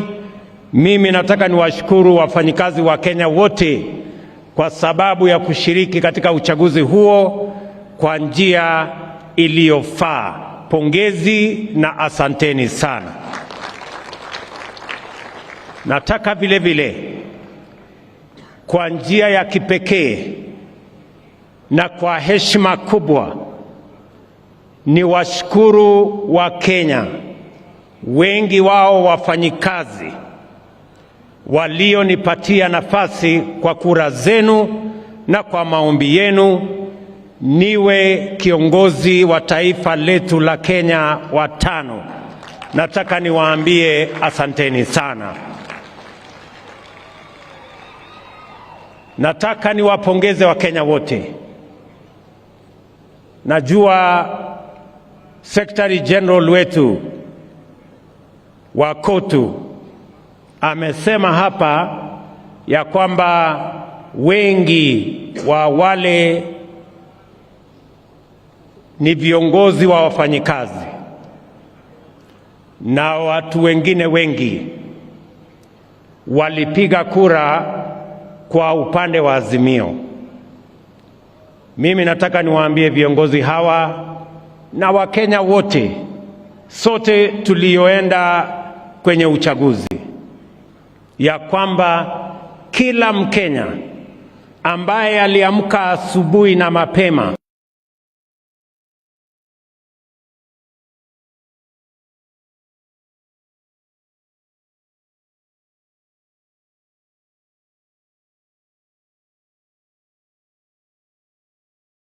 mwingine, mimi nawaambia Wakenya wote walioenda kwa uchaguzi, pongezi zangu nyingi sana. Every citizen of the Republic of Kenya that woke up early to exercise their right to choose leaders for our country deserves celebration and congratulations. Irrespective of which way you voted, you exercised your right. Hakuna Mkenya alifanya makosa kupiga kura upande wowote. Ni haki yetu ya kikatiba kuhakikisha kwamba tunachagua viongozi wetu. Wale wa Kenya ambao hawakuenda kupiga kura, hawa ndio wanahitaji tuwazungumzie, kwa sababu wale ndio wenye makosa.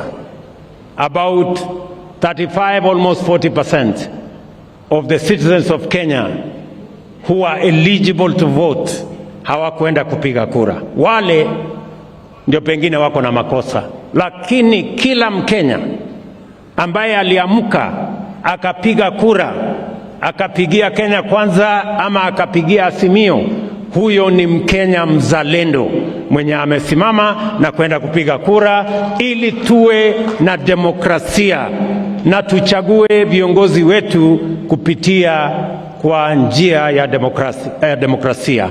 We are a democratic nation and no citizen should be judged for voting whichever way they voted.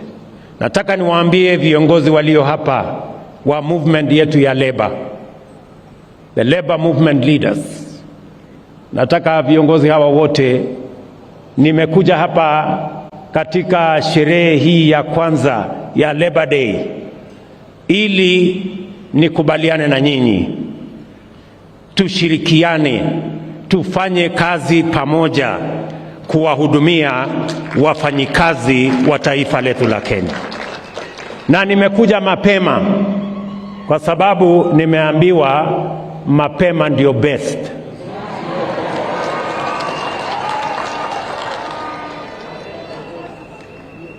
Najua wengi wenu mulinilima sana. Mimi nataka niwaambie, Waswahili wanasema yaliyopita si ndwele. Jameni, tushirikiane, tufanye kazi pamoja. Mimi niko tayari kushirikiana na nyinyi pamoja, tujumuike kushughulika na mahitaji na matakwa na yale mambo ambayo yatafaa wafanyikazi wa taifa letu la Kenya. I want to ask respectfully all the labor leaders in our republic wasimame. Tafadhali, waheshimiwa wasimameni. Tuwapigie makofi hawa wadosi. Mimi nimewaambia hawa wadosi wote, mimi niko tayari kufanya kazi na wao. Karibuni my friends, let's work together. Sawa sawa? Msikuwe tena na baridi kwamba huyu mtu tulimlima pengine hako na maneno na sisi. Mimi sina maneno na mtu. Nyinyi mulitekeleza wajibu wenu wa kikatiba kupiga mahali kura mlipiga. Ile imebaki sasa ni kwamba hawa wafanyikazi waliowachagua, pia hawa wafanyikazi wamenichagua. So we share the employer. Nyinyi mmechaguliwa na hawa na mimi pia nimechaguliwa na hawa. Sisi wote ni wafanyikazi ya wananchi wa taifa la Kenya. Tushirikiane. Nataka niwaambie wafanyikazi wa taifa letu la Kenya ya kwamba pengine hatuna gold ama dhahabu, pengine hatuna almasi, ama pengine hata hatuna mafuta, ile kidogo yetu iko Turkana bado, lakini tuko na the most important resource in the Republic of Kenya that defines our country, and that is the Kenyan labor force. Wafanyikazi wa taifa letu la Kenya ndio rasilimali ya taifa letu la Kenya ya muhimu kuliko rasilimali ingine yeyote. The Kenyan workforce is what will shape the destiny of our country. Na kwa sababu hiyo, kwa sababu the Kenyan labor force is that important to the development of our country, we must look after it, we must work for it, and we must make it possible for it to grow, expand, and flourish. Ni jukumu letu kuhakikisha ya kwamba Wakenya wanapata nafasi ya kutosha kupata ajira, ndio wachangie katika kupeleka taifa letu la Kenya katika kiwango kipya. Nasema hivyo kwa sababu hata katika mazungumzo tulioenda kwa Wakenya wakati tulikuwa katika msururu wa mambo ya uchaguzi, kati ya mambo mengi tulioambiwa na Wakenya yanahusikana na wafanyikazi wa taifa letu. Na ndio sababu hiyo manifesto yetu, the bottom-up economic transformation agenda manifesto, is front, back, sides and center about the Kenyan people and the Kenyan workforce. Na ndio mimi nataka niseme hivi, katika mpango wetu, we need to expand, to grow and to develop the Kenyan workforce, because that is the jewel of the resources we have in the Republic of Kenya.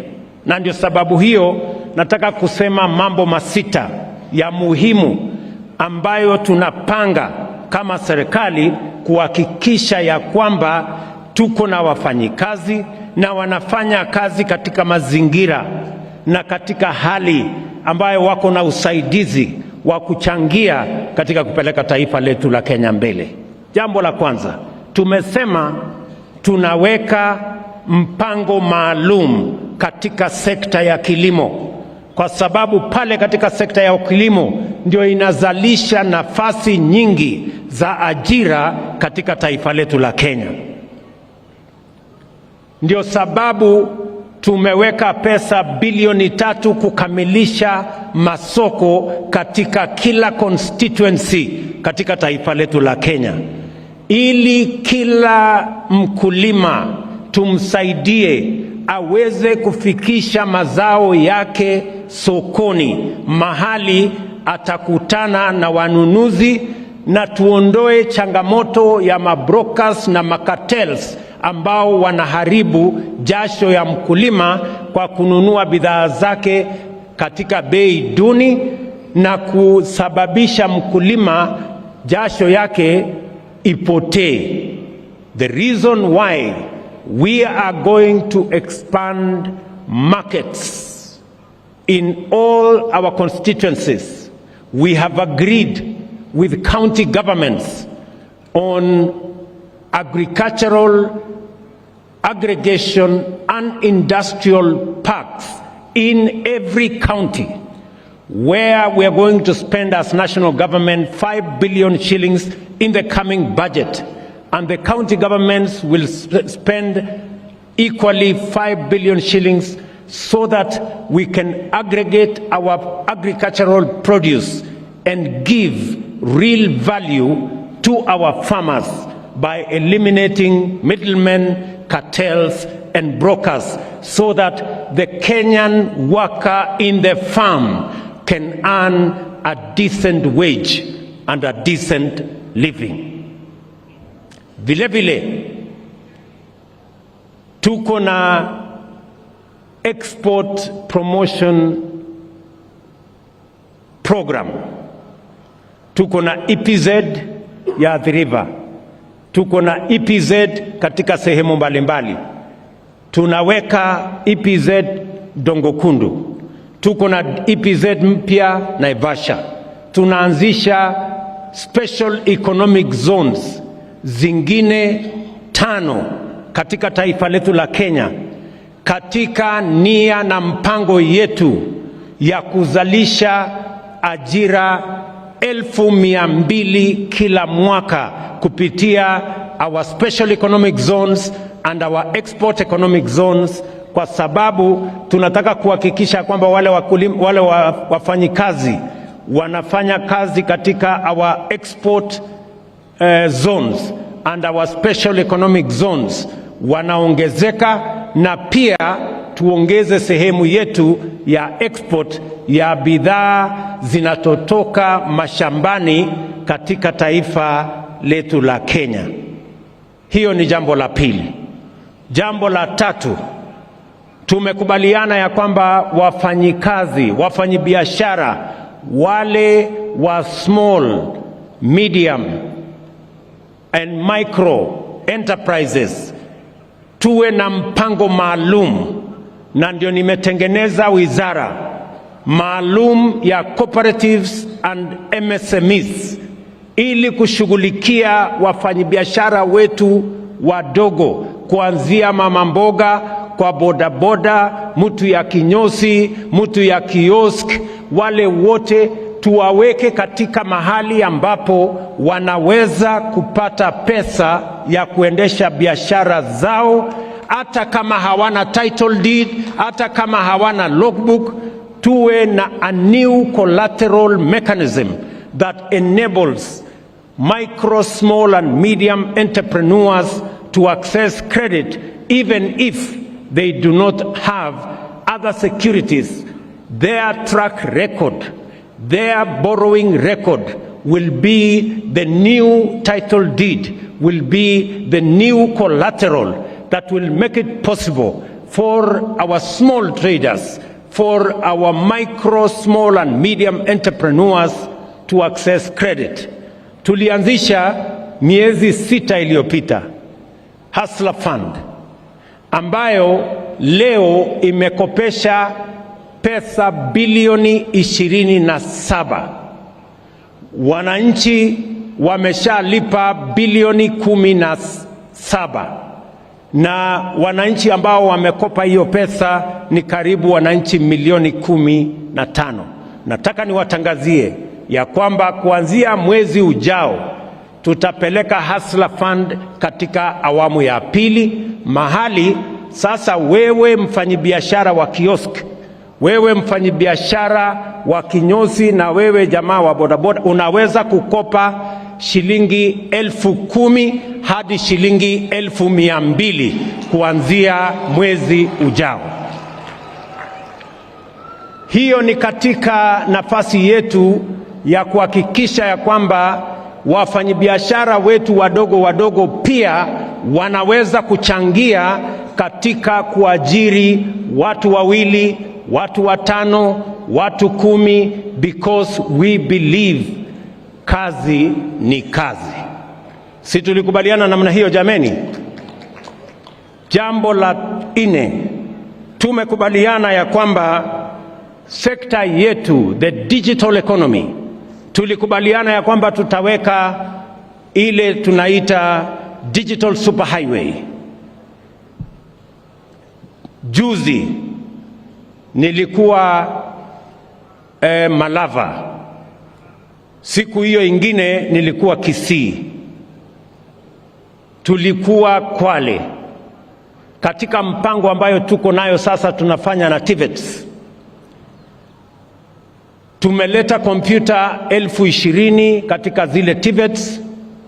Sasa tunataka wabunge wetu, tutashirikiana na wao, tuwe na digital hubs in every ward in the Republic of Kenya, so that we can tap into the digital economy and we can move our young people in their millions into digital jobs, kwa sababu kuna ajira ajabu katika sekta ya teknolojia, na kwa sababu Wakenya ni wafanyikazi na umaarufu ya wafanyikazi wa taifa letu la Kenya inajulikana kimataifa. Hiyo sekta ambayo vijana wengi wa taifa letu la Kenya ni wanaelewa zaidi, the digital space. The reason why we are expanding our digital footprint across the country is because we want to tap and connect our young people with digital jobs that will be possible under the whole program that connects young people to jobs anywhere in the world. Tuhakikishe ya kwamba vijana wetu tunawapanga na ajira, na mimi nimefurahi ya kwamba tumeanza hiyo mpango, na tayari kila TVET katika Republic ya Kenya itakuwa na makompyuta, na tukikamilisha budget hii, kila mbunge katika taifa letu la Kenya tutakubaliana na wao na tutako-invest ili katika kila ward katika taifa letu la Kenya tuwe na digital hub, mahali vijana wa Kenya wanaweza kwenda kupanga mambo yao ya ajira tukienda mbele. Tumekubaliana vile waziri hapa amesema ya kwamba tuko na nchi nyingi ambazo wanatuuliza wanataka wafanyikazi wa Kenya. Nilikuwa Ujerumani na kiongozi wa Ujerumani atakuwa hapa on Thursday. Chancellor wa Ujerumani atakuwa hapa Thursday. Na katika hiyo mkutano tumekubaliana tutasign bilateral labor agreement ili wananchi wa Kenya wapate nafasi, kwa sababu wametueleza wanahitaji wafanyikazi milioni 250 kila mwaka Ujerumani, na wanataka Wakenya wachangie kwa wale wanataka kupata kazi hizo Ujerumani. Tuko na nafasi za ajira Canada, tuko na nafasi ya ajira kule Marekani, tuko na nafasi za ajira UAE, Saudi, tuko na nafasi za ajira katika sehemu tofauti. Tuna sign bilateral agreements 10 vile waziri amesema in the next couple of months, ili nafasi ya ajira ipatikane kwa vijana wa taifa letu la Kenya, kwa sababu kwa sasa mnajua ile pesa tunapata Kenya kutokana na wafanyikazi wanaofanya kazi nje ya Kenya, tunapata bilioni 400 kila mwaka. Wale wafanyikazi wanafanya kazi nje ya Kenya hata wamepita pesa tunapata kwa chai, wamepita mapato yao imepita pesa tunapata kwa kahawa ama hata horticulture, kwa sababu ni nafasi nzuri. Na nchi nyingi duniani imejenga uchumi zao kwa kupanga vile wafanyikazi wao ama wananchi wao wanaweza kupanga ama kupata ajira katika nchi zingine. So tutakuwa na mpango ya kuzalisha ajira hapa nyumbani, na vile tutakuwa na mpango ya kuzalisha ajira ama nafasi za ajira katika nchi zingine. Jambo la 5, si niliwaambia tuko na mpango? Jambo la 5, katika mpango yetu ya housing tumesema ya kwamba tuko na upungufu wa manyumba. Wananchi milioni 6.5 Kenya wanaishi katika vitongoji duni katika miji yetu. Hapa Kibera, kule Mathare, Kawangware, sehemu hizi zote. Na nafasi hiyo tunaweza kuibadilisha. Ile changamoto ya kukosa nyumba tunaweza kuibadilisha iwe ni nafasi ya kupanga ajira ya vijana wetu. Tumekubaliana kama serikali ya kwamba tutakuwa tunajenga nyumba 200,000 Kenya mzima kila mwaka. Na hizo nyumba 200,000 tunahitaji vijana zaidi ya 1,000,000 kutusaidia kama plumbers, electricians, watu ambao ni carpenters, wale masons, wafanyikazi wa mkono, wale wote tunahitaji vijana zaidi ya 1,000,000 kutusaidia katika hiyo mpango. Mimi najua ya kwamba kazi hiyo, nimeanzisha nyumba kadhaa hapa Nairobi. Hapa Nairobi saa hizi tumefikisha nyumba 40,000 ambazo tunajenga. Nitakuwa hapa Makongeni tena in the next 1 month kuanzisha nyumba 30,000 zingine. Na tunataka kuhakikisha ya kwamba hiyo mpango katika budget yetu tumeweka nyumba 100 katika kila constituency as the catalyst ya kuhakikisha kwamba tunaanza kuspread mambo ya ujenzi wa manyumba ili tuhakikisha kwamba vijana wetu wanapata ajira. Watu wengi na naona viongozi wengine wanashinda wakishangaa, mbona huyu hasla anasukuma sana mambo ya ujenzi wa manyumba? Sikizeni. The reason why we are pushing the housing plan ni kwa sababu nchi zingine wamegundua ya kwamba ajira, huwezi tu kusema ajira itapatikana. You must have a plan.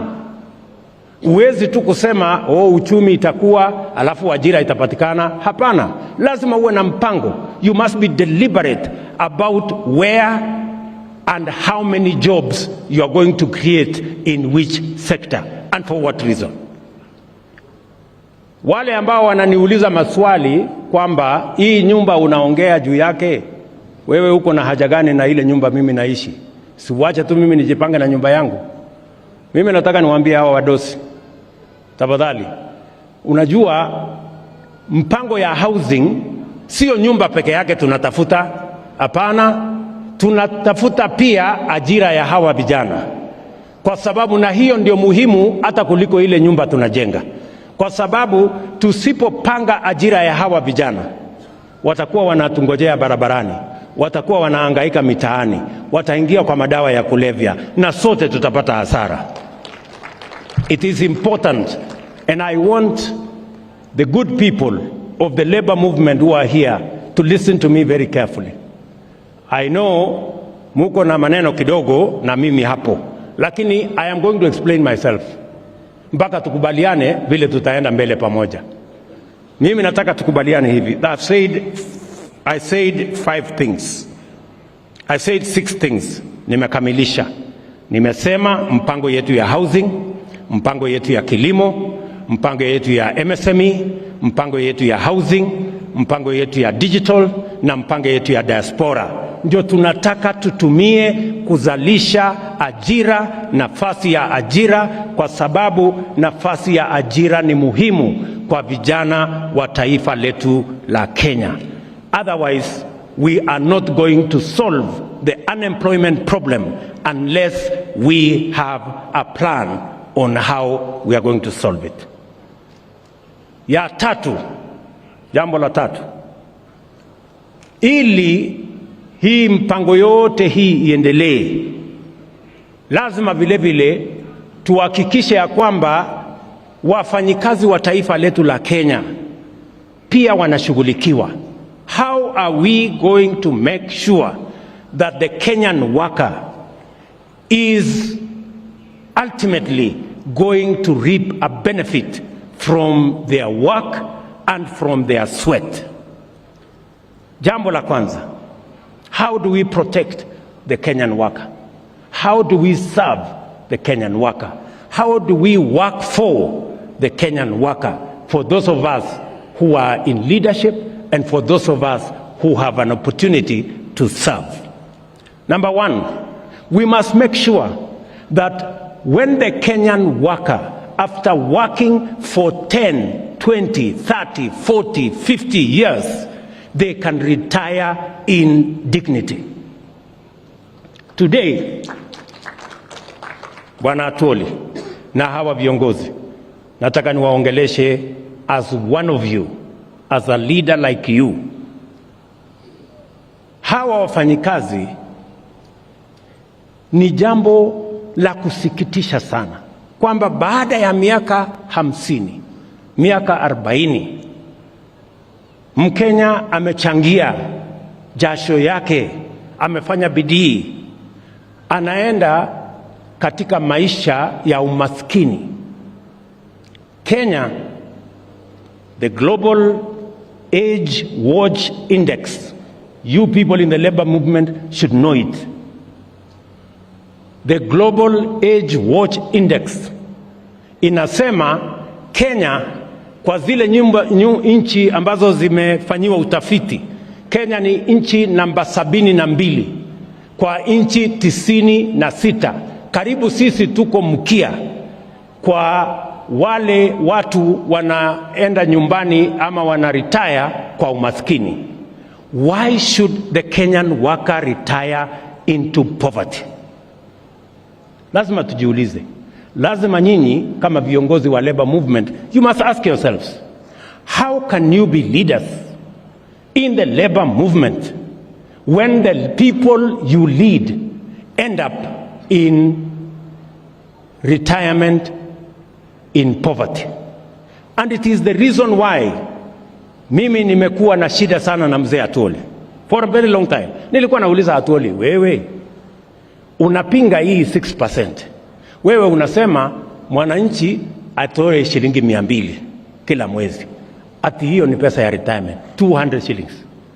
Mwananchi akitoa 200, mfanyikazi akitoa 200, employer anatoa 200. Sasa mimi nataka nikuulize, 200 inakuwa 400. Hata kwa maombi, hata kwa dawa, hata kwa uganga, utafanya nini 200 iweze kutosha kulinda huyu mtu akienda retire? Inawezekana kweli shilingi 200 kubadilisha maisha ya mtu? It's not possible. And that is why we have age-old poverty in Kenya, and we are 72 out of 79. Who has contributed? Sasa mimi nataka niwaulize viongozi wenzangu mko hapa. Sasa nyinyi mnasema ni sawa mtu wa contribute 200, na hii sio pesa, sio tax. It is not tax. Hii ni pesa ya mwenyewe. Pesa yako ambayo utatumia ukienda retire, hiyo ni tax. Sio, ni pesa yako. Unaweka tu kwa akiba, na Waswahili wanasema akiba haiozi bwana. Ama namna gani? So the reason why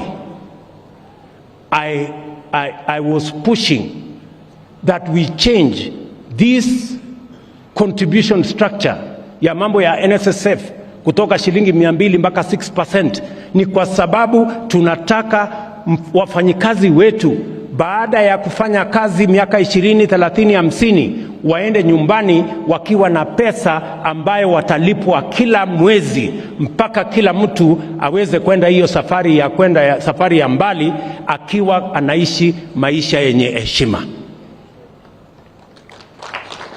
Tunaelewana jameni? Mimi nimefurahi ya kwamba wakati nimeongea na mzee huyu Atwoli, finally tumekubaliana.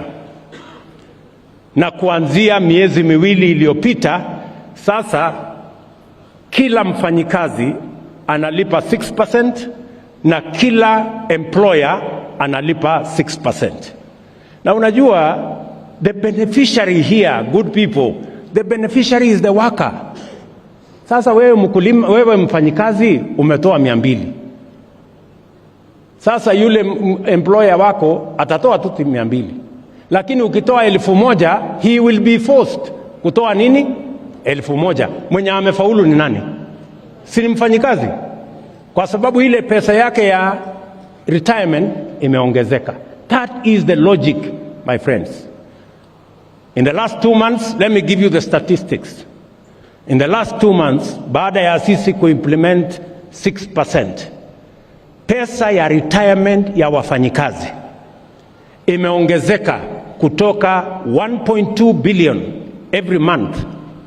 In the month of February ilikuwa 2.5 billion. In the month of March ilikuwa 3.5 billion. I promise you, in the next 3-4 months, it is going to be the maximum, which is going to be 6.5 billion shillings every month. Money that will be available to the Kenyan workers in retirement. Nyinyi mnanielewa jameni? That is the thinking. That is the transformation that is going to change Kenya. Hatuwezi kubadilisha Kenya kwa kufanya mambo ya jana na juzi. We have to learn from best practice. Mimi nataka niwahakikishie, kama mimi pia nikiwa ni mfanyikazi, nimeajiriwa kama vile nyinyi na wananchi wa taifa letu la Kenya, ya kwamba hiyo statistics ambayo nimepatiwa kutoka Wizara ya Labor ni kwamba we are only at around 60%. Wame ratify na tayari sasa wana contribute from the 3.6 million workers we have on payroll, already 2.5 million wameanza kulipa 6%. Imebaki only 1 million, and I am confident that progressively we will get numbers and we will begin the journey. Kwa sababu nataka niwaeleze, and I have to tell you this because by God's grace I am the leader today in Kenya, ya kwamba Kenya, the culture of saving, we are only at 8% of GDP. Nchi zingine ziko all the way to 55% of GDP. Ndio munaona tunaenda kukopa pesa kutoka China, kwa sababu in China their saving culture is at 55% of GDP. Hatutaki kwenda kukopa pesa China tena. Tunataka hii pesa yetu ambayo tumia wafanyikazi wa Kenya ndio watatusaidia kujenga nazo barabara, kujenga nazo dunia hii, na tuwalipe ile interest lipa wale Chinese na tunalipa wale watu wengine. Hawa wafanyikazi wa Kenya wafaidike na interest ya serikali. That is all we are asking, good people. Hiyo ni agenda yetu ya kwanza, kutetea hawa wakulima, hawa wafanyikazi. These workers, they should retire in dignity because they have saved enough money to take care of their retirement. Jambo la pili, ili tuweze kuprotect these Kenyan workers, jambo la pili ni mambo ya matibabu, NHIF na matibabu in general. Niliwaahidi wa Kenya ya kwamba tutachunguza upya maneno ya afya. Wakenya wengi, karibu Wakenya milioni 1, statistics show that up to 1 million Kenyans sink into poverty because of medical bills, meaning that many families end up in poverty because a loved one got sick. They sell everything, they sell their produce, they sell their wares, they sell their property and end up in poverty. And we must address ourselves to the issue of health in Kenya. Niliwaahidi ya kwamba hii mambo ya health tutaichunguza. Mimi nataka niwatangazie hivi. Nimeketi chini na wizara yetu ya afya, tumepanga ile mpango tulikuwa nayo. Niliwaahidi ya kwamba tutaanza mambo ya health upya. We are going to have a paradigm shift in the delivery of our health products in Kenya. We are not going to go the route that we have always invested in curative health. We are going to go the opposite direction in promotive and preventive health interventions. Hatua ya kwanza ni ile Sakaja amesema hapa. Tumekubaliana na county governments ya kwamba mambo ya health, asante governor, mambo ya health tunaanza pale chini kwa community health promoters. Na tumekubaliana ya kwamba we are going to recruit 100,000 community health promoters in Kenya. Kila familia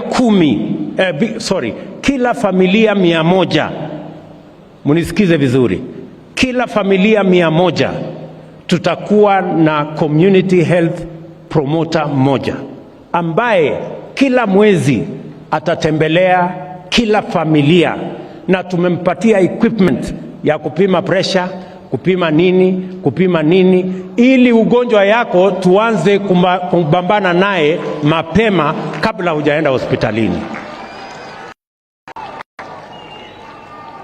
Tayari almost all the counties already have community health promoters. What we are going to do as national government is to agree with them on how we are going to remunerate these community health promoters. And we are going to share 50-50. Every county that contributes whatever money, we are going to match the money you are contributing in making sure that we have community health promoters that are going to help us to prevent diseases, to promote health among citizens in a manner that ensures that we begin from the bottom going up. Nyinyi mnanielewa? Jambo la pili, niliwaambia haiwezekani kwamba mimi rais nalipa shilingi 1,700 kila mwezi, na mama mboga na mtu ya bodaboda analipa shilingi 500 ili akuwe na kadi ya NHIF. Mimi mshahara yangu ni 1,000,000. Yule bodaboda mapato yake ni 5,000. Kuna ungwana pale kweli? So nimesema tumebadilisha the contribution mechanism and the contribution formula. Sasa yule ambaye mlikuwa mnalipa kwa NHIF shilingi 500, sasa tutateremsha chini ikuje shilingi 300 kwa wale mmekuwa mkilipa shilingi 500. Kuanzia mwezi wa 7 tukikamilisha budget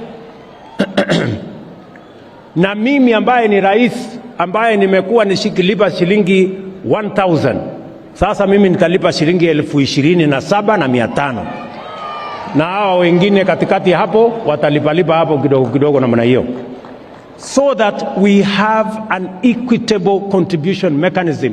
Every one of us is going to contribute 2.7% of their earning to NHIF so that we can carry this load of health equally.